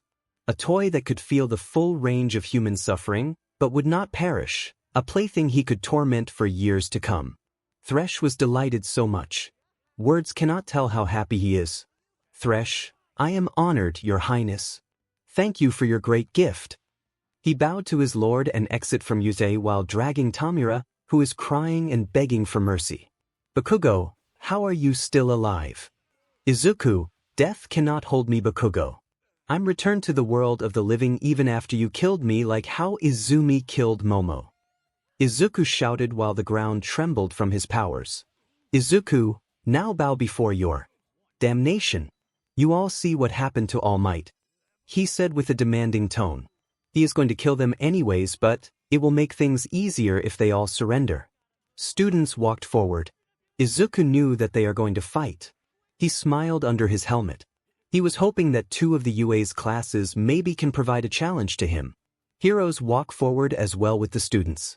They cannot leave them to fight, so they need to join in as well. Izuku, good. I was hoping for you all to fight. Now you all will face your 𝗕𝗐. Izuku roared as he opened his right hand, and a giant mace emerged from nothing. Now you all will face your 𝗕𝗐. Izuku roared as he opened his right hand, and a giant mace emerged from nothing. Izuku hit his mace to the ground, and out of nowhere, the ground below the heroes crumbled.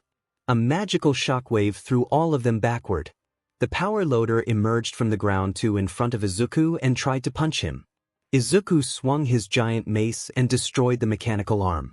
After that, he pulled power loader from his suit. "Izuku, shatter!" Izuku shouted as he slammed his mace to the power loader and exploding him into pieces. 𝗵𝗵𝗃 used his quirk and tried to capture him. However, Izuku easily destroyed the walls. Before 𝗵𝗵𝗃 create more walls, an ethereal grasp pulled him to Izuku. Izuku grasped him with his left hand and his mace has vanished in an instant. Now his right hand free. He punched a hole on 𝗵𝗵𝗃. Izuku's right hand got out of the hero's back while holding his heart. He removed his hand from the dead hero's chest and dropped him to the ground. Like that, Izuku has killed 2 pro heroes without even trying. League of Villains tried to escape again, using their quirks to create an opening. 𝗕𝗵𝗍 used his flames and distracted 𝗕𝗁𝗄𝗏, and Mr. Compress rushed to turn 𝗕𝗁𝗄𝗏 into marble, but he fell to the ground when a shadow dashed through him. His friends looked at the other side to see Momo standing on one knee. She got up slowly, and they see Mr. Compress's head in her hand. "Momo, do you all forget me already?"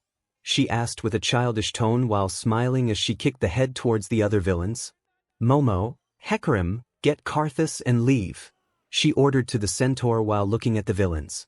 "𝗕𝗁𝗄𝗏, as you wish, my lady." The centaur ghost bowed his head and left 𝗕𝗍𝗂 with a portal. "Momo, now let's dance," she giggled with a sadistic smile and opened her right hand. Just like Izuku's mace, a sword appeared out of nothing. Just like Izuku's mace, a sword appeared out of nothing. Toga rushed towards Momo with her knives. She readied her sword, but the young villain is ready for the attack to dodge it. Momo swung her sword as Toga dodged the attack and cut Momo. However, her knife went through her, and she vanished into a cloud of black smoke. Toga cannot comprehend what happened before a sharp pain went through her back. She coughed up blood and looked down to see Momo's sword went through her. "Momo, so close, little one." She twisted her sword inside of Toga's chest before throwing her body towards Mustard. The young villain dodged his friend's body and tried to shoot Momo, but there were 2 of them.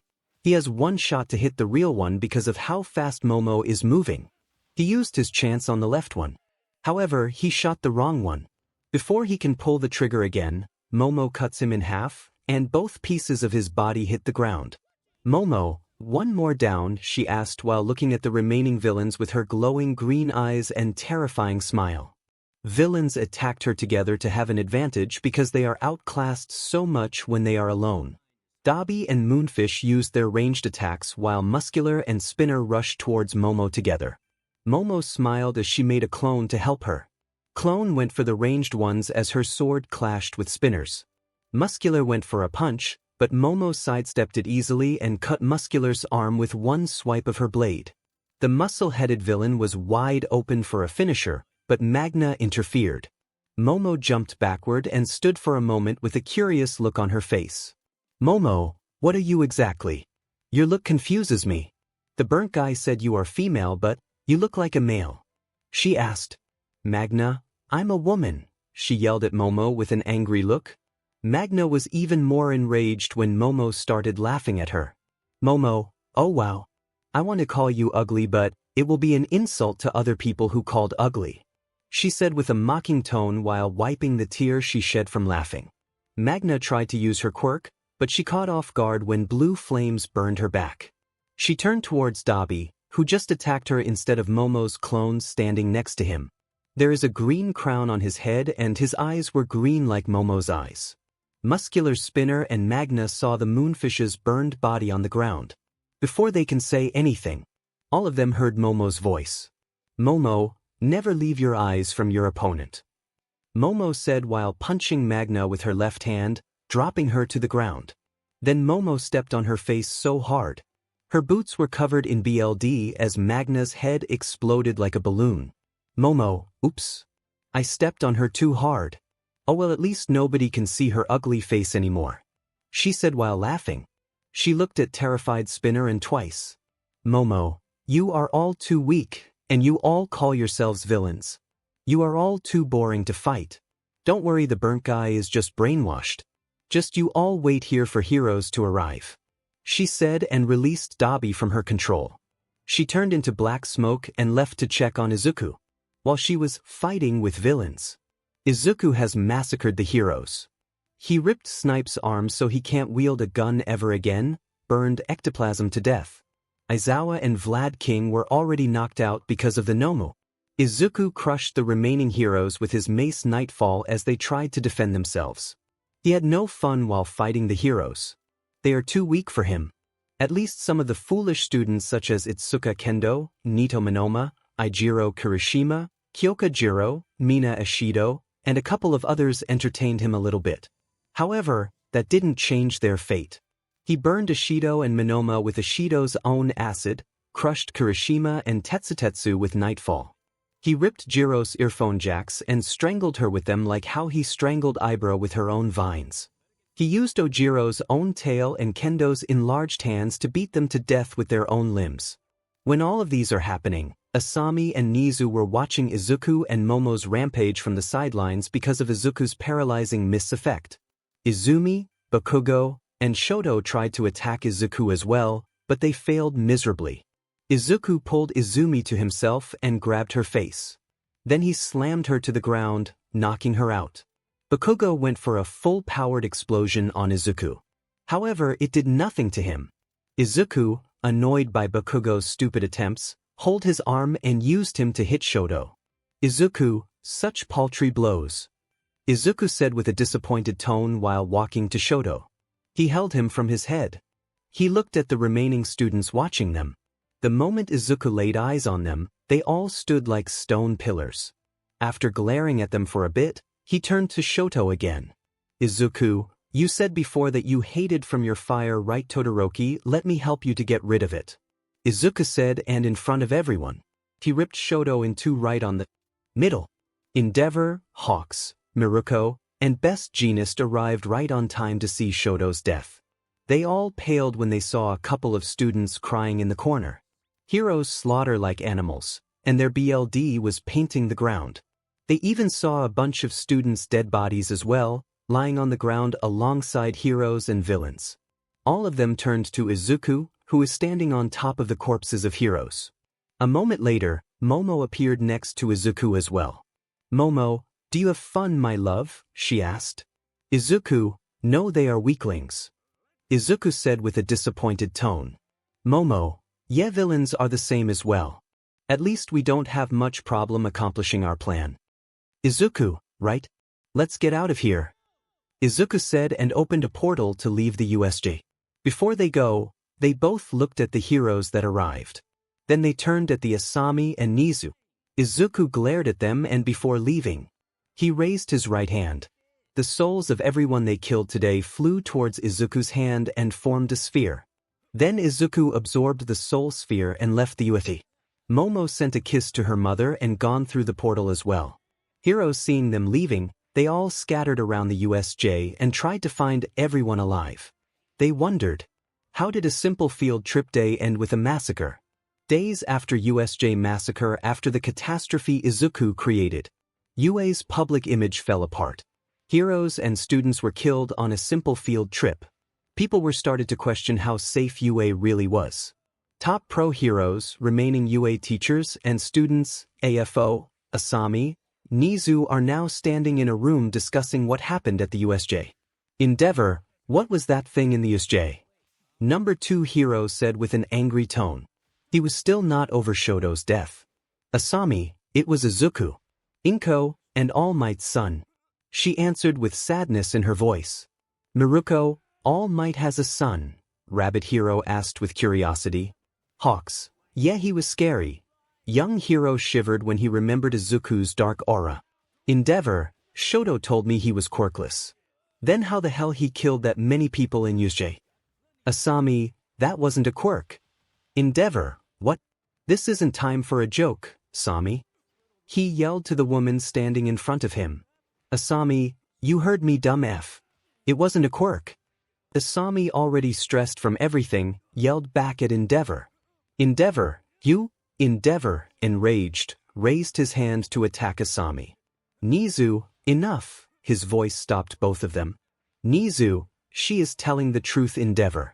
It wasn't a quirk. Everyone in the room looked at the principal. There is power different than a quirk. That was impossible. 𝗬𝗏𝗏𝗧𝗏. Then what was it, sir? He asked the question everyone wanted to ask. Asami, it was magic. Real magic. How is that possible? A weak voice asked behind. People looked at where the voice comes from. It was All Might. He was on the brink of death when he brought to Recovery Girl. The beating he got from Izuku reduced his hero time to 30 minutes in a day now. There is no reason to keep his hero form around the people who survived from USJ because they already saw him, and Izumi told them about OFA when he was knocked out. All Might. More importantly, how Izuku learned to use it. 𝗕𝗏𝗏, you have no idea what is truly possible and impossible, All Might. The white-haired villain answered his arch-nemesis's question. Asami, Hisashi is right, All Might. The pale woman said with a really calm voice while getting up from her chair. Asami, one of the things you can do is to summon spirits of the dead people. However, only a desperate person or a power-hungry idiot tries something like that. Even after I make the usage of that spell's forbidden. When she finished her words, Asami slapped 𝗕𝗏𝗏 so hard it left a print of her hand on his cheek. Asami, you moron. I told you to don't use those spells. Because of you, entire world is doomed. Asami started beating 𝗕𝗏𝗏 again. She took all of her anger out on him. Nizu, Asami, calm down. He yelled as she tried to stop her. Asami, shut up. 𝗬𝗪𝗛𝗎𝗪. She said while dropping 𝗕𝗏𝗏𝗏 and returning to her chair. 𝗕𝗏𝗏, your hand is still heavy, Asami. He chuckled and got up from the ground while spitting out the BLD in his mouth. 𝗕𝗏𝗏, you don't gonna ask how they died. The villain looked directly at Bakugo and Izumi standing in the room. They all first looked at the villain, then the Izumi and Bakugo. Asami then remembered what Izuku said. She slowly turned towards two teens with rage in her eyes. She opened her hand, and two golden chains wrapped around the teens. Asami, what happened between you two, Izuku and Momo? Bakugo, what are you talking about, you stupid bit? Before he can finish his words, chains around him tightened until he was barely able to breathe. Asami, choose your words carefully, you little brat. Or I will kill you right here in front of everyone. Asami started to release her killer intent so much that everyone in the room stood still. Izumi, we didn't do anything, she said with a sad tone while looking at her. 𝗕𝗏𝗏, oh come on Izumi. We all know that is a lie. You cannot hide this secret anymore. He said with his usual mocking manner. 𝗕𝗏𝗏, if you don't want to tell, I can tell for you too, he said while smiling at the green-haired girl. All Might, stop. If Izumi said she didn't do anything, then she didn't do anything. The weakened hero defended her daughter as always. 𝗕𝗏𝗏, oh All Might, what a protective father you are. If you cared your son similar to Izumi, maybe things didn't end up like this. He said while laughing at number one hero's words. 𝗬𝗏𝗏𝗧𝗏, what did you two do? He asked the question again to teens. 𝗕𝗏𝗏, they won't tell you 𝗬𝗏𝗏𝗧𝗏. However, I can tell you what happened. Izumi killed Momo by stabbing a metal pipe through her chest. Bakugo killed Izuku by blowing up a hole through his chest similar to Momo's wound. That's right, people, daughter of number one is a murderer. He finished his world looking at All Might. Miruko, that doesn't explain how Izuku got that powerful. Asami, he always has strong mana, but he never actively used it before. However, that wasn't only Izuku's strength, there was someone else's power as well. While she was speaking, she started shaking. She remembered all the things she had endured because of that person. Then suddenly, 𝗕𝗏𝗏 gathered all the attention by saying only one thing. One name. 𝗕𝗏𝗏, Mordekaiser. Nizu, how do you know that name? The Yordle asked while shaking. He remembered all the destruction Mordekaiser caused all those years ago. 𝗕𝗏𝗏, after this two killed Izuku and Momo. Kurogiri came to me with Izuku and Momo's bodies and video of the moment they killed them. 1 month later, I started hearing voices. Then after some time, I started seeing weird dreams where I was in a dark place with someone. Asami, it was him, wasn't it?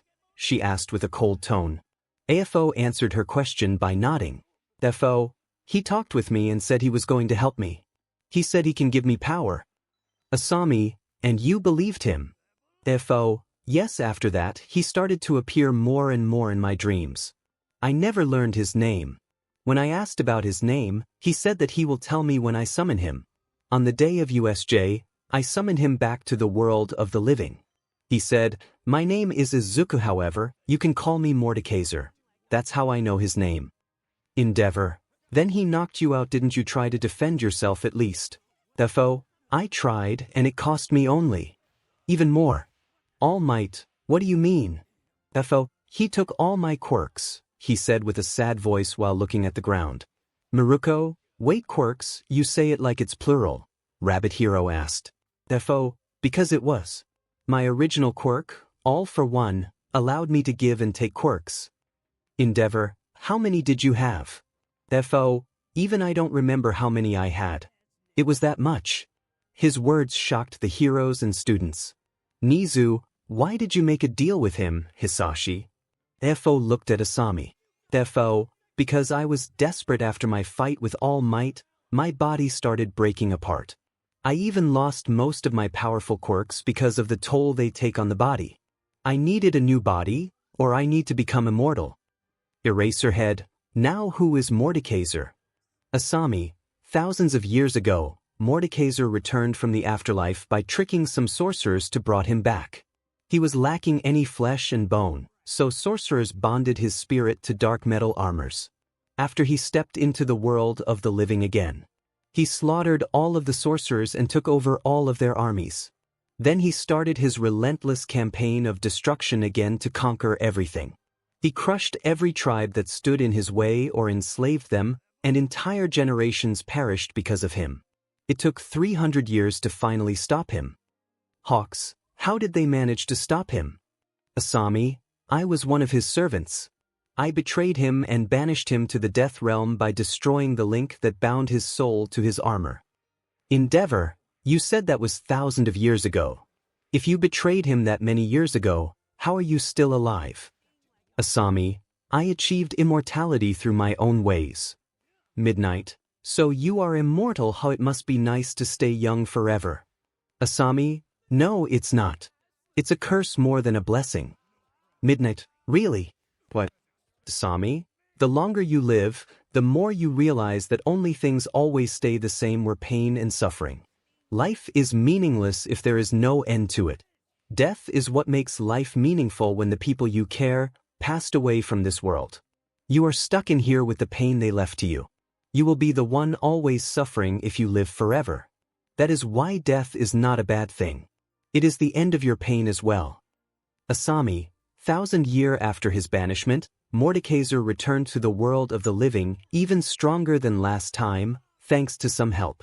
Like before, he crushed everything in his path again with his new powers and destroyed nations.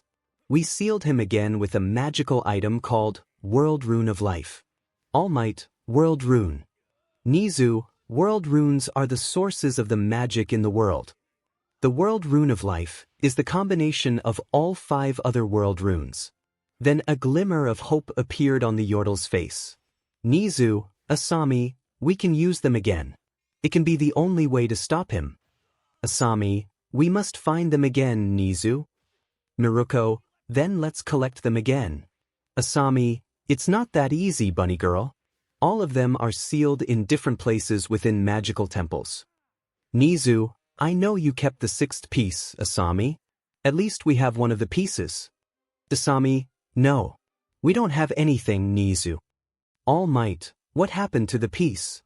Asami, I made a necklace from it, and I give it to 𝗵𝗃𝗁. After her death, I gave it to Izuku. After her answer, everyone stayed quiet for a moment. Endeavor, that means. 𝗕𝗏𝗍, yes.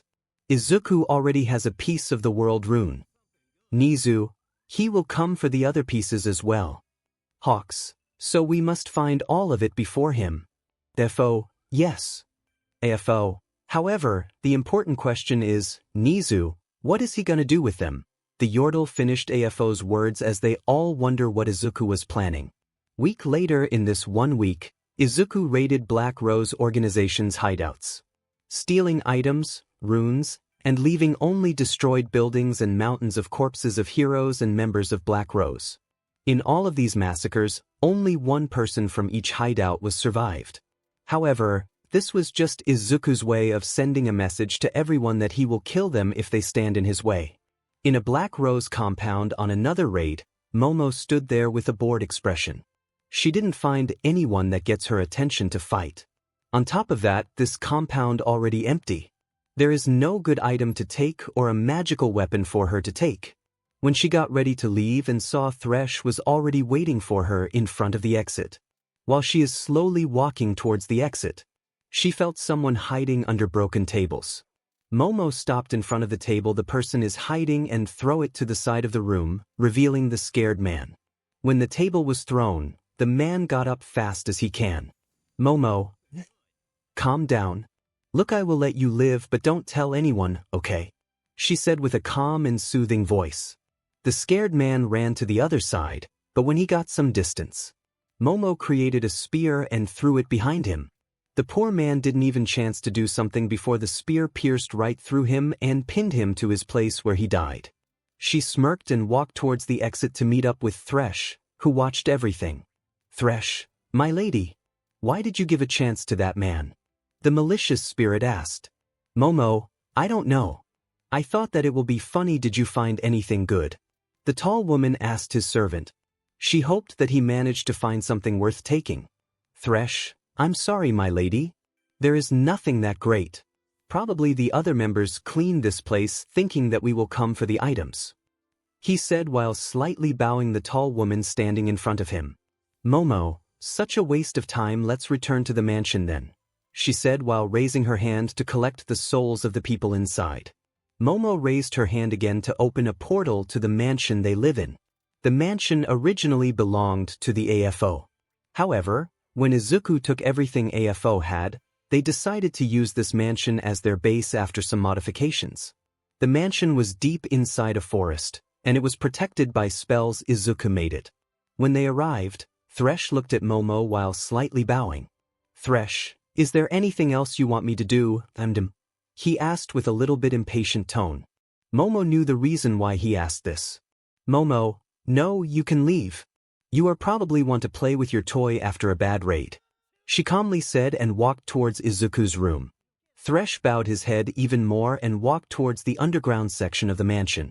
Momo entered Izuku's room and watched them.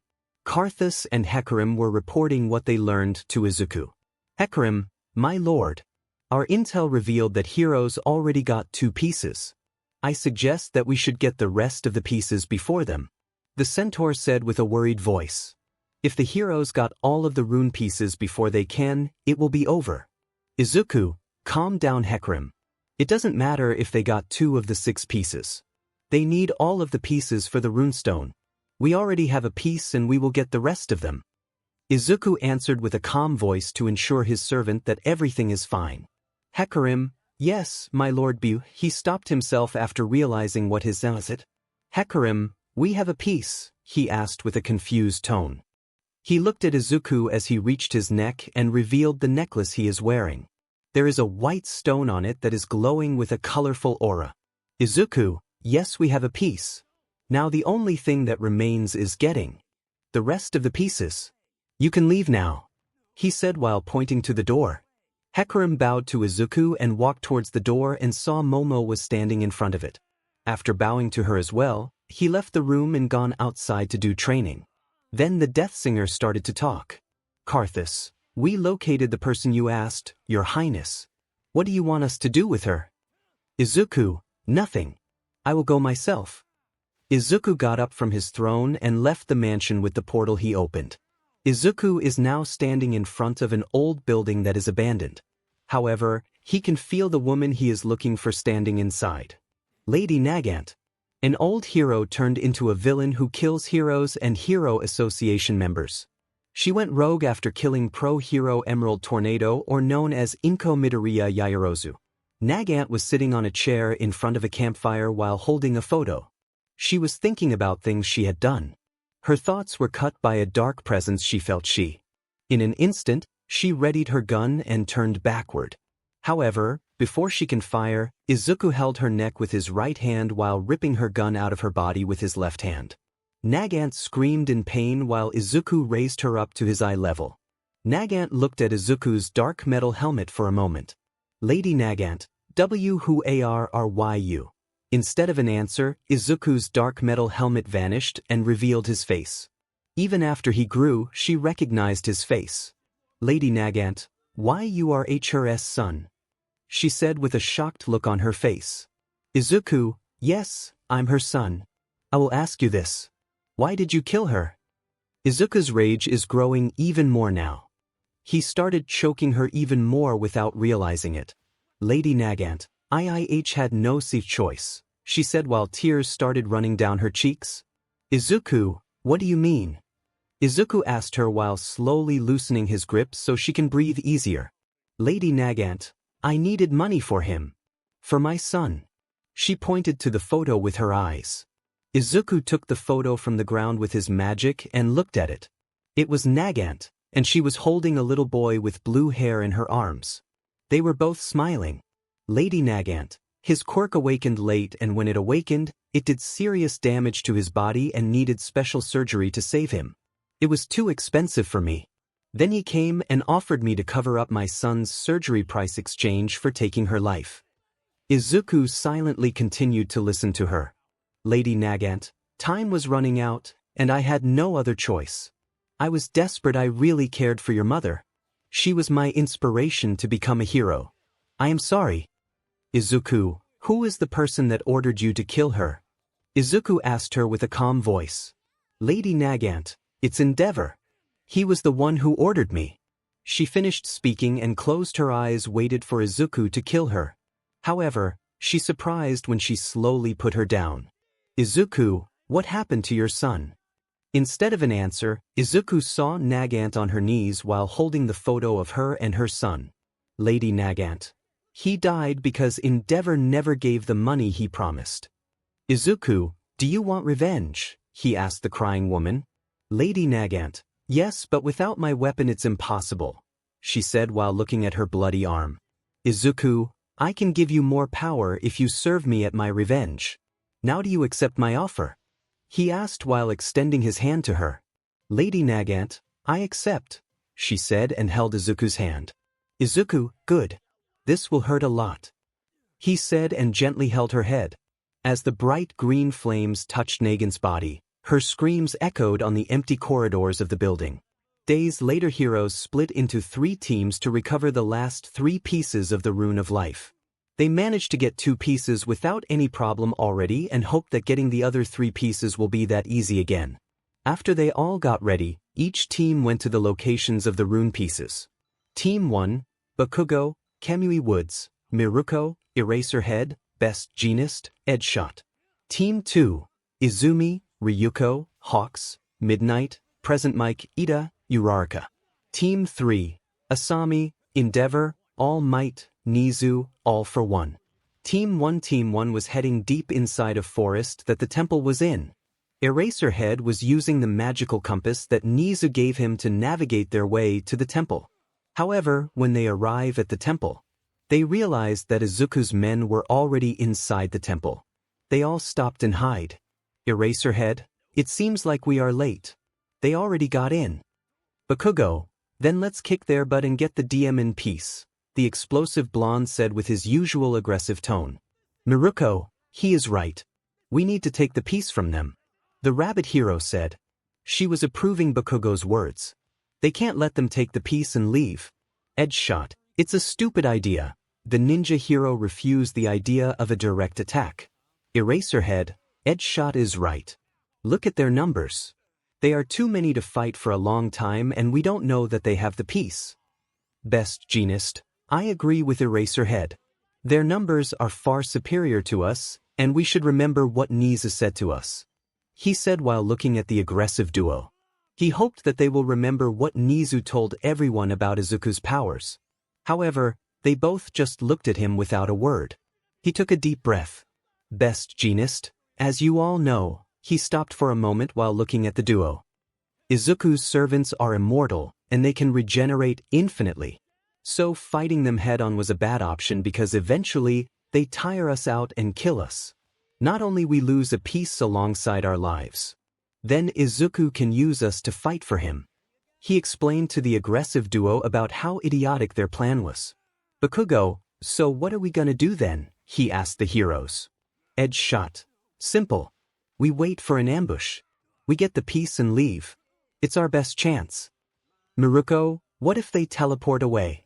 The rabbit hero asked with a curious voice. She really doesn't want to fail this mission. Best genist, they can't.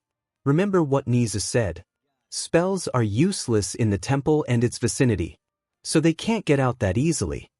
𝗕𝗵𝗄𝗎𝗄𝑔. Also, these bracelets are hiding our presence. So we have the surprise factor on our side as well. He said while shaking his hand with the bracelet. Miruko, fine, let's do it with your ninja way, Rabbit Hero said while looking at the 𝗕𝗏𝗁. Eraserhead, Bakugo. Bakugo, alright, where do we ambush them? 𝗕𝗏𝗁. These ones look like just foot soldiers. The leader is probably still in the temple. We wait until the leader exit from the temple and watch the path they take for a little bit. Then ambush little further in the road. Everyone nodded and started waiting for the leader to come out. After an hour of waiting, 𝗕𝗁𝗄𝗎 got out of the temple with the box contains the rune piece. The centaur ghost starts walking out of the forest with his 50 soldiers. 𝗕𝗁𝗄𝗎 will be pleased to see that I successfully returned with the piece, he thought to himself while walking. However, his thought was cut by the sudden explosion hit him. Before he can do anything, he is locked in his place with 𝗕𝗵𝗄𝗎's wooden roots and kicked by Miruko. A surprise attack combo. He should expect that. 𝗕𝗁𝗄𝗎 knew he can't take them all. He can't teleport and his strength was dampened alongside his soldiers' strength because of the temple. 𝗕𝗁𝗄𝗎 mortals. He got up and summoned his glaive. 𝗕𝗁𝗄𝗎 roared and engaged in a fight with heroes. Eraserhead. Bakugo, 𝗕𝗵𝗄𝗎, best genist, 𝗕𝗏𝗁𝗄𝗎. Take the soldiers. We will take the box. They all nodded and fighting with the 𝗕𝗁𝗄𝗎 soldiers. Even they are just simple soldiers, they were strong, fast, and durable. They all aim to kill, so they need to be cautious. 𝗕𝗵𝗄𝗎 and best genist gathered the soldiers much as they can while Bakugo and 𝗕𝗏𝗁𝗄𝗎 tried to inflict much damage as possible to slow down the soldiers. Things are not that bright for the other side either. 𝗕𝗁𝗄𝗎 was deflecting and countering their attacks with his glaive constantly. He doesn't give them much chance to knock him down. He was fast, strong, and he definitely knew how to use his weapon. Miruko came behind 𝗕𝗁𝗄𝗎 to surprise him while he was busy with Eraserhead, but her attempt failed when 𝗕𝗁𝗄𝗎 kicked her with his back legs. She broke a couple of her ribs because of the impact while flying into the tree behind her. Miruko, that horse kicks really hard, she coughed and got back up. 𝗕𝗁𝗄𝗎, that was for your earlier kick, he said while turning his attention to her. Before he can dash at her, Eraserhead used his capture gear to hold 𝗕𝗁𝗄𝗎's glaive-holding hand. 𝗕𝗁𝗄𝗎 looked at the Eraserhead and with all of his strength, he threw him to the other side. 𝗕𝗁𝗄𝗎, if you want to die first, so be it. 𝗕𝗁𝗄𝗎 readied himself to strike down Eraserhead, but suddenly a giant explosion that much bigger than before hit his side and throwing him off while dropping the box holding the rune piece. Bakugo, you owe me one for that. Bakugo said while grabbing the box. He pushed himself too much for that explosion. To his luck, charges of his gauntlets filled up right on time to save Eraserhead. 𝗕𝗏𝗁𝗄𝗎 took the box from Bakugo's hand and ran to the helicopter. 𝗕𝗵𝗄𝗎 took the injured Miruko and ran behind the 𝗕𝗏𝗁𝗄𝗎 while he shortly followed other ones. However, a minute later, 𝗕𝗁𝗄𝗎 manages to get out of the boulders and trees he stuck under and ran behind the heroes furiously. He has no intention of letting his lord down. When he was about to reach heroes, a voice echoed in his mind. Izuku, 𝗕𝗁𝗄𝗎. It's time to return. Izuku said with a calm voice. 𝗕𝗁𝗄𝗎, my lord. I didn't manage to get the piece yet. Izuku, it doesn't matter if you got it or not. You did your part. 𝗕𝗁𝗄𝗎, but my lo, his words were cut short. Izuku, 𝗕𝗁𝗄𝗎, Izuku's voice changed suddenly to a darker tone. 𝗕𝗁𝗄𝗎 realized that he was pushing too far. He didn't manage to get the piece, and disobeying Izuku can make things even worse for him. 𝗕𝗁𝗄𝗎, as you wish, my lord. I am returning to the mansion. he said with a low voice while slowing down. Heroes, on the other hand, were happy. They managed to get out there alive with no loss, and they even managed to get the piece. Bakugo, hell yeah. We did it. He yelled with the happiness of victory in his voice. Best jeanist. Honestly, that went better than expected. Miruko, yeah, tell that to me. That DMN thing really hit hard. Ed shot, yeah, he was catching up but then he stopped. Eraserhead, that's the thing. Collecting the rune pieces going so smoothly. Eraserhead, I have a feeling that there is something else going on. If Izuku wants these pieces, why don't he send more soldiers? Aizawa wondered what was Izuku can be planning while they are returning to UA. Team 2, Izumi, Ryuko, Hawks, Midnight, Present Mic, Iida, Uraraka. Team 2 arrived at the location of the piece. A small island near Japan. Heroes landed on the island with a helicopter and instantly started walking towards where is the temple located. Midnight, what are we looking inside the temple exactly? I don't think that the piece is laying around at the entrance. Hawks, it should be at the deepest part of the temple in a box. At least from what I know. Ryuko, yes. Also, we need to keep our eyes open. Izuku's men might be already here. When the dragon hero mentioned Izuku, everyone who saw the things that happened at USJ shook with fear. Uraraka, do you think that is there any trap inside? The brunette asked. Present Mic, I hope not. I love my head where it belongs. The walking boombox hero said with a terrified voice while holding his neck. He remembered the movies he watched about old temples full of deadly traps. Izumi, probably there are traps inside if it's guarding something that powerful, the green-haired girl answered. Iida, Izumi is right. We should move carefully inside of the temple, he said while chopping the air with his hands. The team arrived in front of the temple, and after checking around, they entered the temple and started slowly walking deeper. It seemed like they were alone. However, they were not, and somebody was following them from the shadows. Team 2 made their way to the room that holds the rune piece. While they were walking, traps stopped them multiple times, but they all managed to survive. As they walked and evaded traps, Iida started getting worried. Not for himself but for Uraraka. He developed some feelings for her from the first moment they met at the entrance exam. She was an appealing girl and a great friend that supports others. He doesn't want her to be here, but she came anyway. After some walking, they arrived at the door of the room holds the piece. Suddenly the carvings on the door light up and a bowl full of sand rose from the ground. They all looked at the door while trying to read the words, yet they didn't understand anything because it was written on a tongue long forgotten. Midnight, what are we gonna do now? Ryuko, I don't know.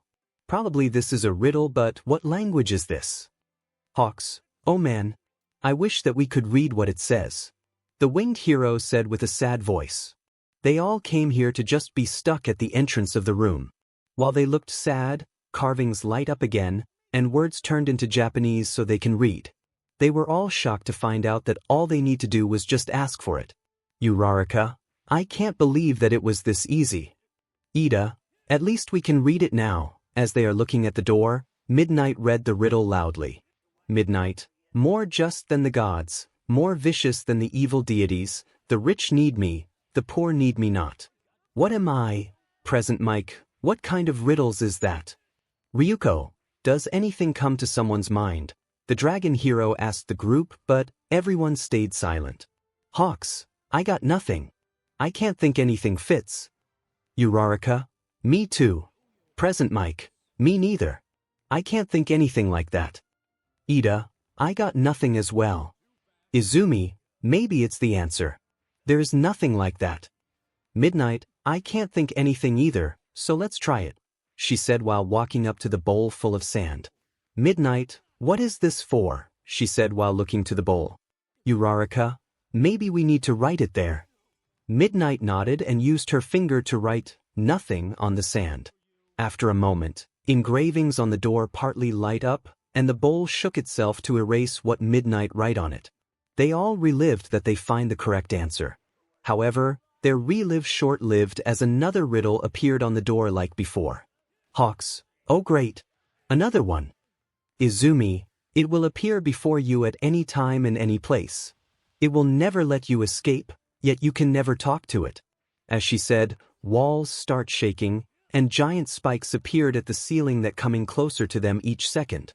Ryuko, great. We have a time limit now. Present Mike, we are gonna die, he said while shaking with his eyes focused on the spikes hanging from the ceiling.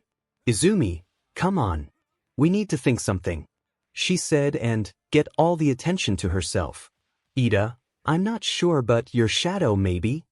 Midnight quickly writes shadow on the sand but it was the wrong answer.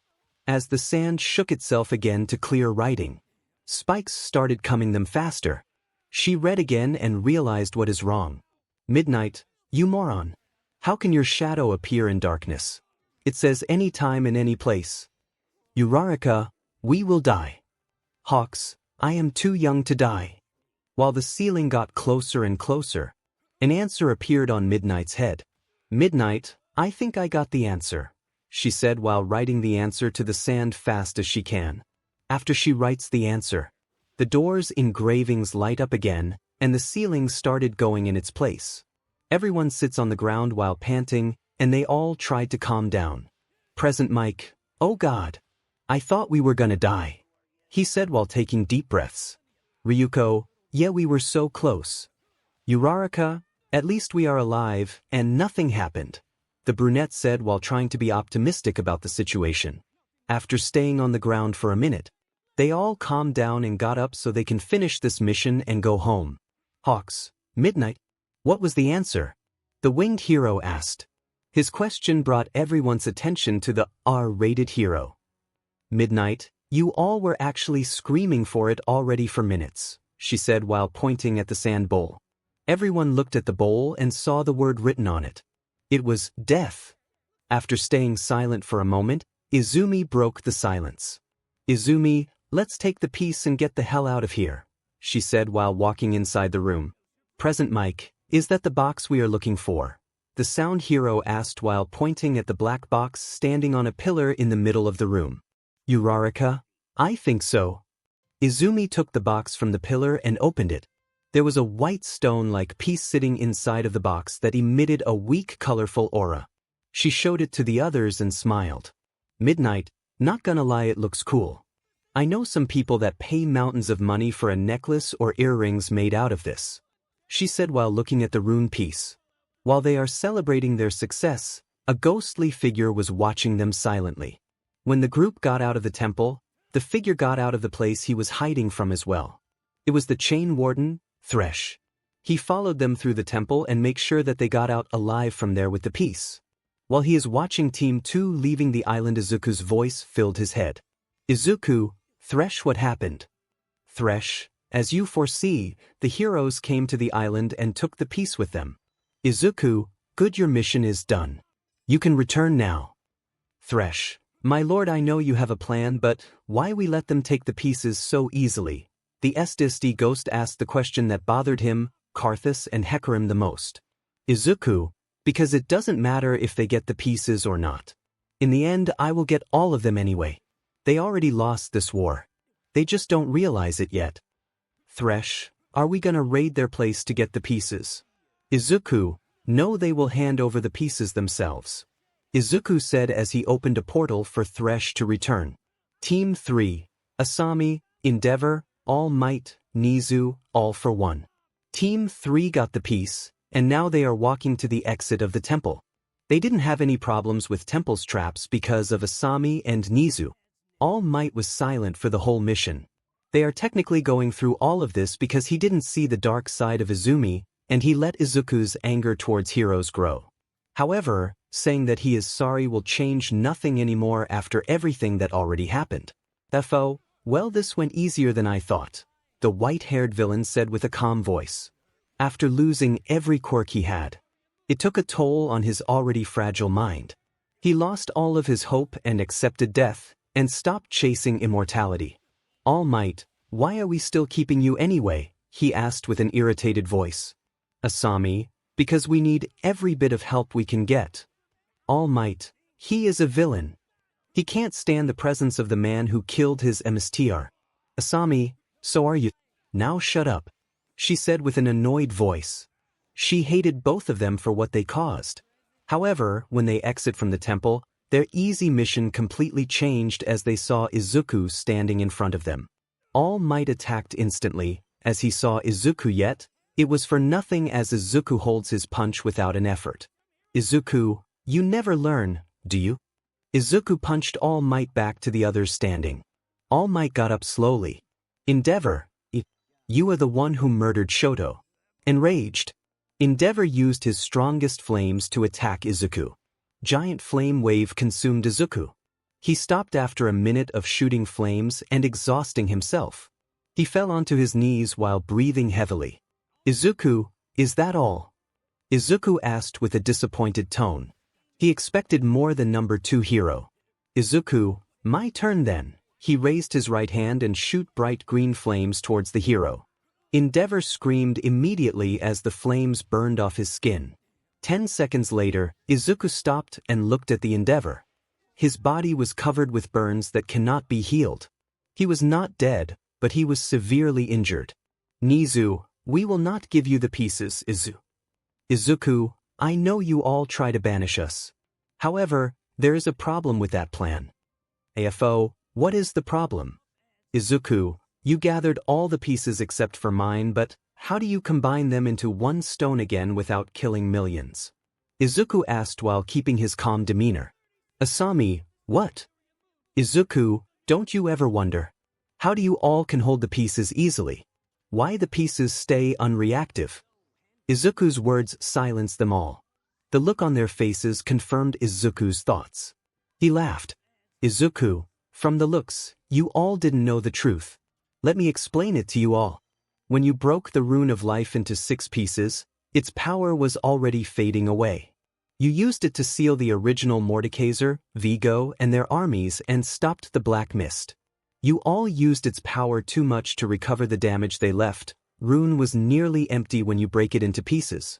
Normally, it would recover itself in time.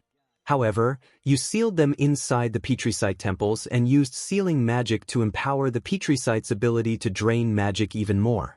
The pieces didn't manage to recover themselves, and their remaining magic slowly burned to nothing in time. After Izuku finished explaining, they all stood silent without hope in their eyes. Izuku, now tell me. How do you think to stop me now? You don't have a lot of time left. Runes are empty. You need to murder millions to supplement enough mana to cast that banishment spell. Even if you murder all of that people, the rune can't be used without all pieces. Nizu, what are you gonna do with the pieces? You can't use them either. Izuku, unlike you all, I can use the souls I collected or the original Mordekaiser and Vigo collected. I am the only person that can pay that price to achieve my goal. Asami, what is your goal? She asked with a hopeless and cold voice. Izuku, you two already seen it before. It should be easy to guess. After a second, Nizu and Asami knew what he was implying. Nizu, yo you 𝗔𝗂𝗵𝗲. Izuku, yes, I will destroy the wall that separates this world from my realm and fuse them into one. Izuku confirmed their fear with his words. Asami, it will be thousands of times worse than ruination. Izuku, no it won't. I will bend this world into my will and change this disgusting world to heaven. Everyone will leave their mortal flesh as their souls will transcend and live in their own ideal worlds forever. Izuku, in this new world, everyone will get everything they wish for. They will live happy lives with the people they love without fear. In this new world, no one will lose anything. No one will suffer. No one will feel pain. Everyone will be free from the chains binding them and will be free.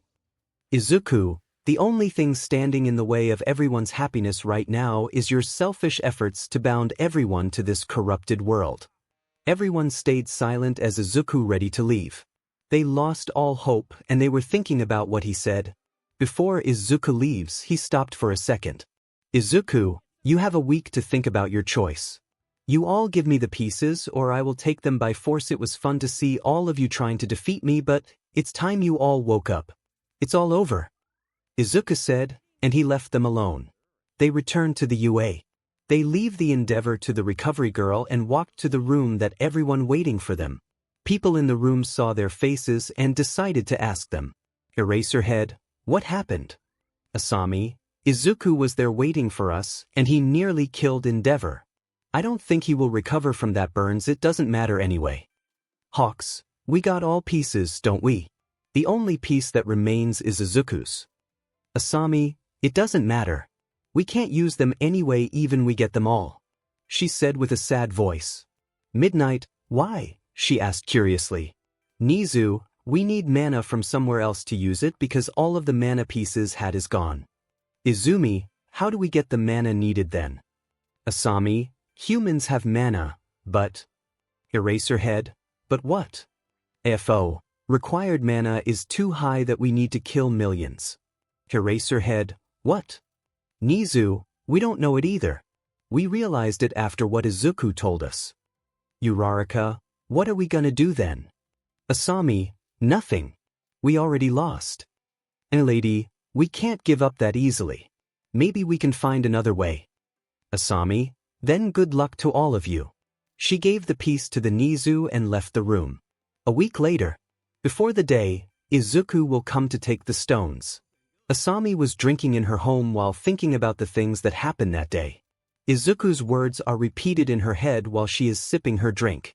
She suddenly felt a presence behind her, but she doesn't need to turn her back to know who it is. Asami, hello, Izuku. What do you want? Izuku, nothing, I came here to talk. He slowly walked near her. He doesn't wear his armor. Instead, he was wearing a black shirt, black trousers, black boots, and a black trench coat. His skin was pale, and his eyes and hair were bright green like his magic. Asami, talk. I thought you did your speech. Izuku, how is 𝗕𝗏𝗏? He asked while ignoring her sarcastic words. Asami, he died a day after you inflicted that burns. Nizu said that he died while screaming and slowly turning to ash for hours. Izuku, it was 𝗧𝗏𝗏's idea. Asami, of course it was his idea. 𝗕𝗏𝗏 was asking about a boy. What happened to him? Izuku, 𝗧𝗏𝗏 took him. When the last I saw him, 𝗧𝗏𝗏 was skinning him while he was conscious.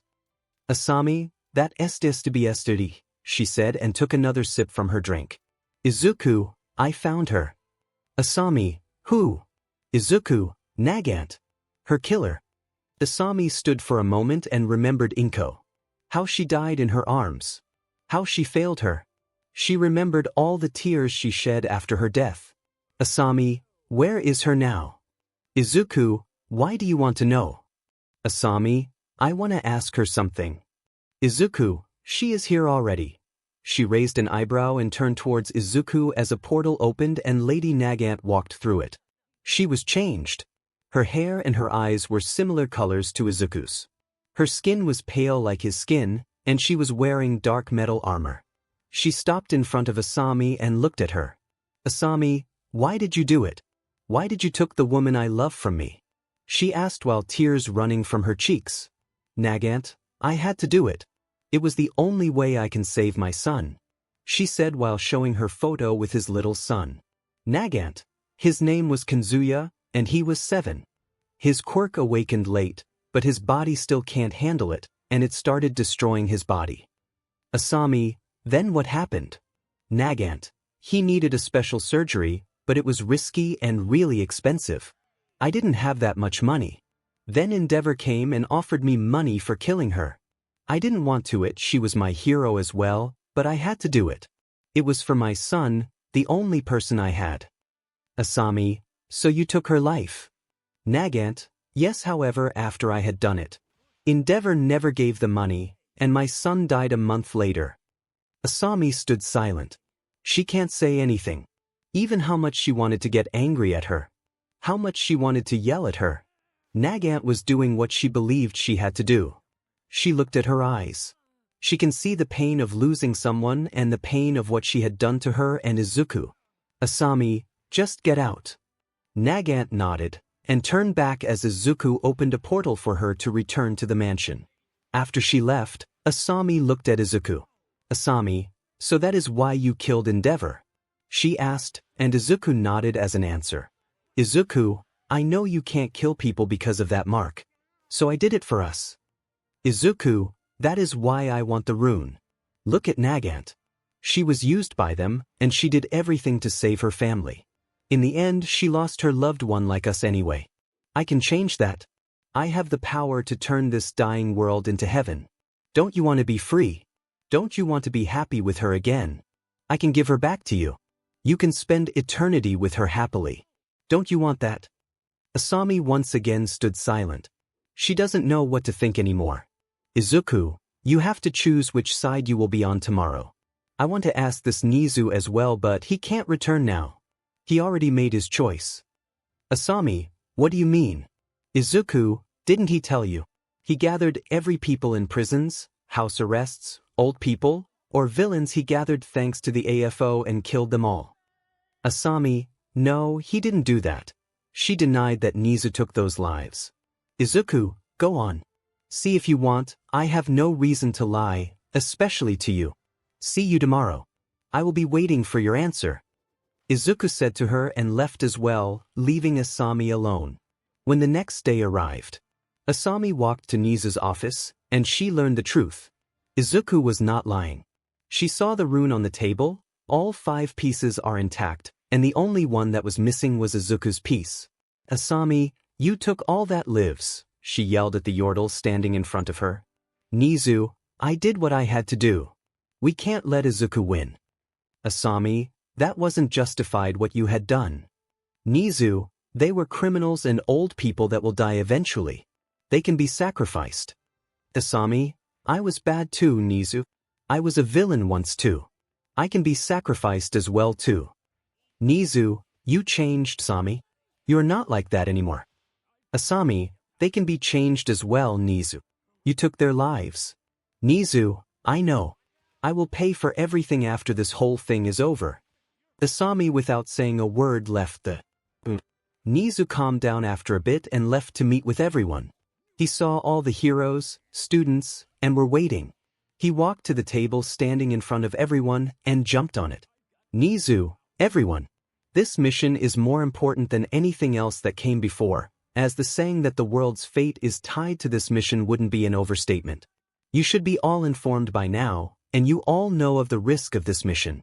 As the heroes, we should do this and stop that tyrant before he destroys everything.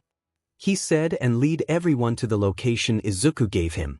The place was inside a forest that turns into an open field. Nizu saw that Izuku's army was already waiting for them, but Izuku and Momo were missing. They stopped, leaving a distance between them and the ghost army of Izuku. 𝗧𝗵𝗵𝗃, and Nagant came close towards heroes and stopped after for a bit. Nizu walked up in front with all might, 𝗬𝗪𝗏, Bakugo, and Izumi. Lord Izuku feels merciful and asks you all to surrender and give the stone. Bakugo, why won't he come here, says that instead of sending his dogs. When he said that, 2 dragons that bigger than in lady's giant form appeared and landed on the ground. Izuku, I'm right here, Bakugo. Izuku, I'm right here, Bakugo. Izuku shouted from the top of the dragons standing on the right. Momo, do you all think that we will give up our chance to destroy you all? She said from the top of the dragons standing on the left. Ryukyu, whoa. 2 real dragons. Midnight, they are huge. Everyone looked with terrified eyes to the enormous dragons standing in front of them. The twin dragons roared at the same time and shook the ground below the heroes. Izuku, give me the thing I want, and this war stops before all of your 𝗵𝗃𝗍 paints these grounds. Nobody can answer him as they tried to hold their ground in front of Izuku's menacing presence. Izuku, fine then. You all have chosen death. He said, and after that, he and Momo said a word in a tongue nobody knows while jumping down from dragons' backs, and the giant dragons started spitting fire at heroes, killing a good chunk of heroes in mere moments. Izuku, kill them all. Izuku shouted as his army started attacking heroes. A giant battle started, and instantly BLD of heroes starts leaking to the ground. All Might, 𝗬𝗪𝗏, Miruko, and Bakugo all attacked Izuku while Momo tearing through heroes with her giant sword. All Might engage with his Detroit smash, and again, Izuku easily caught his hand. All Might tried to throw a punch with his other hand, but it is caught by Izuku. However, this was a distraction as 𝗵𝗃𝗁 come down from the sky. 𝗵𝗃𝗁, Luna fall, she shouted while kicking Izuku on his face. Bakugo continued the assault with his move. Bakugo flies up into the sky and dropped himself from there while using his explosions to spin in the air with full force. Bakugo, take this. 𝗕𝗁𝙢𝗎𝗍𝗪. He shouted his special move as well while falling from the sky like a meteor and hitting Izuku. While the smoke covered the ground, they all checked at Izuku to see him on the ground with parts of his armor missing. He was not moving at all and they think they got him. 𝗵𝗃𝗁, is he done? All Might, looks like he is, he said while waving the smoke away with his hand. Bakugo, take that, you nerd. I am the one who takes you down. He laughed Eraserhead, let's go to H. His words cut short when a hand went through his chest as everyone was shocked at what happened. When the smoke more cleared, they saw Izuku standing behind the Eraserhead and his hand holding the hero's heart. He removed his hand and Eraserhead collapsed into the ground. Bakugo, how are you did that you were laying down there a second ago? Izuku, look again. As he said this, they turned to see Izuku on the ground was gone. Izuku, it was just an illusion. You all are too weak. Even your combined might can't take me down. Izuku started battling 1v3. He was dodging Bakugo's attacks while countering All Might's punches and 𝗵𝗃𝗁's kicks. 𝗵𝗃𝗁 tried to go for a second Luna fall, but Izuku had enough of her already. When she jumped into the air, Izuku readied himself, and when she was falling from the sky, he quickly pulled his mace and hit her side with full force. From the impact, she coughed up BLD and fly to the side. Spikes of the mace punctured her body, and the impact caused internal bleeding. Bakugo goes to look at her condition. All Might, 𝗵𝗃𝗁. Izuku, don't take your eyes away from your opponent, All Might, he said while punching All Might's face. He pulled All Might closer with his ethereal grasp and punched again and again. Every punch took away All Might's durability by chunks as he started feeling the after effects of using OFA on his body. His already low durability started vanishing even faster as he comes to the point that he cannot protect himself from Izuku's heavy punches. Bakugo attacked Izuku again with his most powerful explosion, but Izuku tanks them all. He drops All Might to the ground. Izuku, All Might is pathetic, and you are even more pathetic than him, Bakugo, he said and grabbed both of Bakugo's arms. Izuku, let's see what happens when you can't use your great quirk. Izuku with his power ripped both of Bakugo's arms at once. Bakugo shouted from the pain of his arms ripped off, and his pain becomes even stronger when Izuku ripped his quirk from him as well. Izuku held Bakugo's head from his hair and removed his helmet coming eye to eye with him. Izuku, I want to do this to you for a long time, he said and used Bakugo's quirk to make a hole in his chest as he did to him before. Bakugo flinched from pain again while coughing up BLD. Izuku, goodbye, Bakugo. You lost. Izuku laughed as he dropped Bakugo, where he died from his wounds. Izuku took the All Might who is about to lose his muscle form and jumped to a place everyone can see them. Izuku, you pathetic mortals. Give up this futile effort and surrender. All Might has fallen. He cannot save you anymore. Izuku manages to break the spirits of most of the heroes with his words. As he finished his words, All Might lost his muscle form completely. Seeing him like that break the spirits of even more heroes as they started to give up. This especially hurt Izumi as she lost her focus when hearing Izuku's words. That was the moment Momo was waiting for a strike. She lunged at her and managed to grab her face, and Momo slammed her to the ground. She used this moment to take away her quirk and shocking her body for a moment. Momo gets her behind and forces her to look towards his father's weak body hanging on Izuku's hand. Momo, let's watch his death together, Izumi, she said with an excited voice and locked her so she can't turn away. Izuku, any last words? All Might. All Might, I'm sorry, Izuku. Izuku, you are too late, he said and ripped All Might's head off in front of nearly everyone. He let his body drop to the ground while still holding his head. Izumi cried as she tried to break Momo's hold, but she can't do it. Momo, don't worry, you will see him soon enough, she said while stabbing Izumi with her sword. After 1 hour, everything is over now. Heroes lost. Izuku reached at a tired Nizu with his metal hand and raised him up to his eye level. Izuku, didn't I already tell you that would happen? Why did you all resist so much? I thought that telling my motivation to cause all of this maybe can force you to give up. I even told you the cost. To use the rune again, and you paid for it by really killing all of that people. You took all of these lives too, Nizu. Was it really worth the effort you all gave? Nizu gives his answer after thinking for a moment. Nizu, no. Izuku, I thought so too.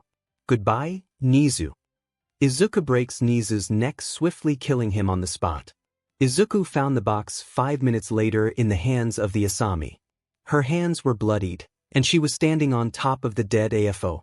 She managed to kill him, but her mark was damaging her as well. Izuku was impressed, to say the least. Izuku looked at the woman standing in pain. Moments later Momo came as well. After seeing her daughter, Asami slowly handed over the box holding the rune's combined pieces. Momo, thank you, mother. Even without words. She knew what she wanted. Freedom. Momo gave the box to Izuku and pulled her sword. Ruined King Blade was the only thing can break her mark and free her soul. She calmly pierced her heart with the sword, releasing the mark. Momo slowly put her mother to the ground. She smiled, knowing that her time has finally come. Izuku put her hand to her wound. Izuku, rest now. You did well. Also, say hi to her for me. After Izuku finished her words, Asami finally closed her eyes for good, and his soul left his body as her body turns to ash. Izuku and Momo got up and opened the box. They did it. Izuku removes his necklace and pulls out the last piece to complete Rune of Life. Izuku had infinite mana, so he started pouring into the piece as it starts to glow again, and he places the last piece in its place. 𝗕𝗁𝗄𝗵𝗃, and 𝗧𝗵𝗃𝗁 also arrived after he reassembled the rune. 𝗕𝗁, my lord. Is it over? Instead of answering, Izuku shows them the complete Rune of Life. 𝗕𝗁𝗄𝗃, so, this is the end. Izuku, yes.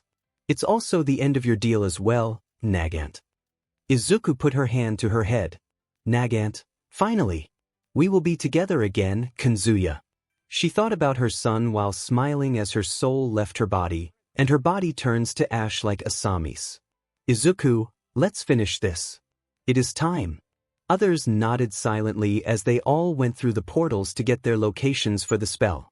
When everyone gets their places, all of them started chanting the spell as the spell is starting to activate. The sky turns dark, and the ground shakes as the Izuku's realm starts merging with the living world. Souls of the people started living their husk as people set free from mortal bodies. After everything is done, 𝗕𝗁𝗃, 𝗧𝗵𝗃, and 𝗕𝗁𝗃 leave their corrupted bodies to set free from this world they bounded once again. Merge is done. Izuku's death realm was now fully synced, and everyone was living in their own world forever. Izuku raised everyone's bodies again. Now they all are Izuku's soldiers, at the body at least, but this army wasn't for him.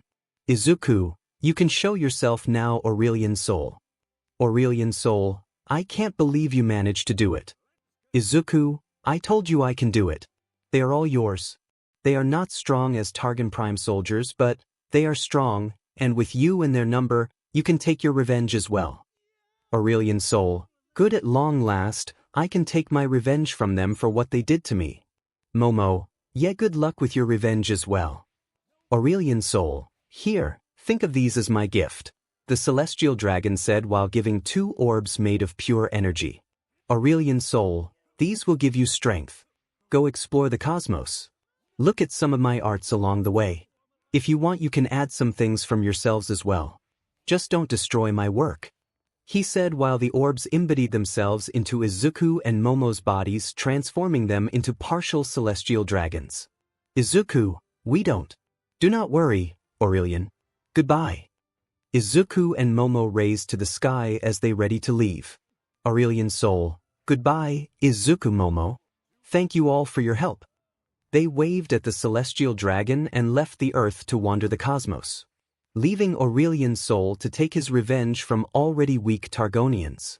4 years to come, Izuku and Momo wandered the cosmos and looked for a good planet to settle. They never returned to Earth ever again, as probably Aurelian's soul didn't leave anything from it with his anger. Izuku never got angry towards Aurelian because of what he had been through. He was enslaved by them for so many years he finds his thirst for revenge normal. At least he gave them a chance to save as many lives as they can before he obliterates the entire planet. Izuku knew that people won't leave their planet so easily, and they can anger Aurelian's soul even with their actions more. He needed to be a monster to send them somewhere safe and to save much as he can. However, that doesn't change the fact that he still enjoyed making his old enemies suffer and didn't show them mercy, but it doesn't matter anymore. He played his part and he was free now. Forever.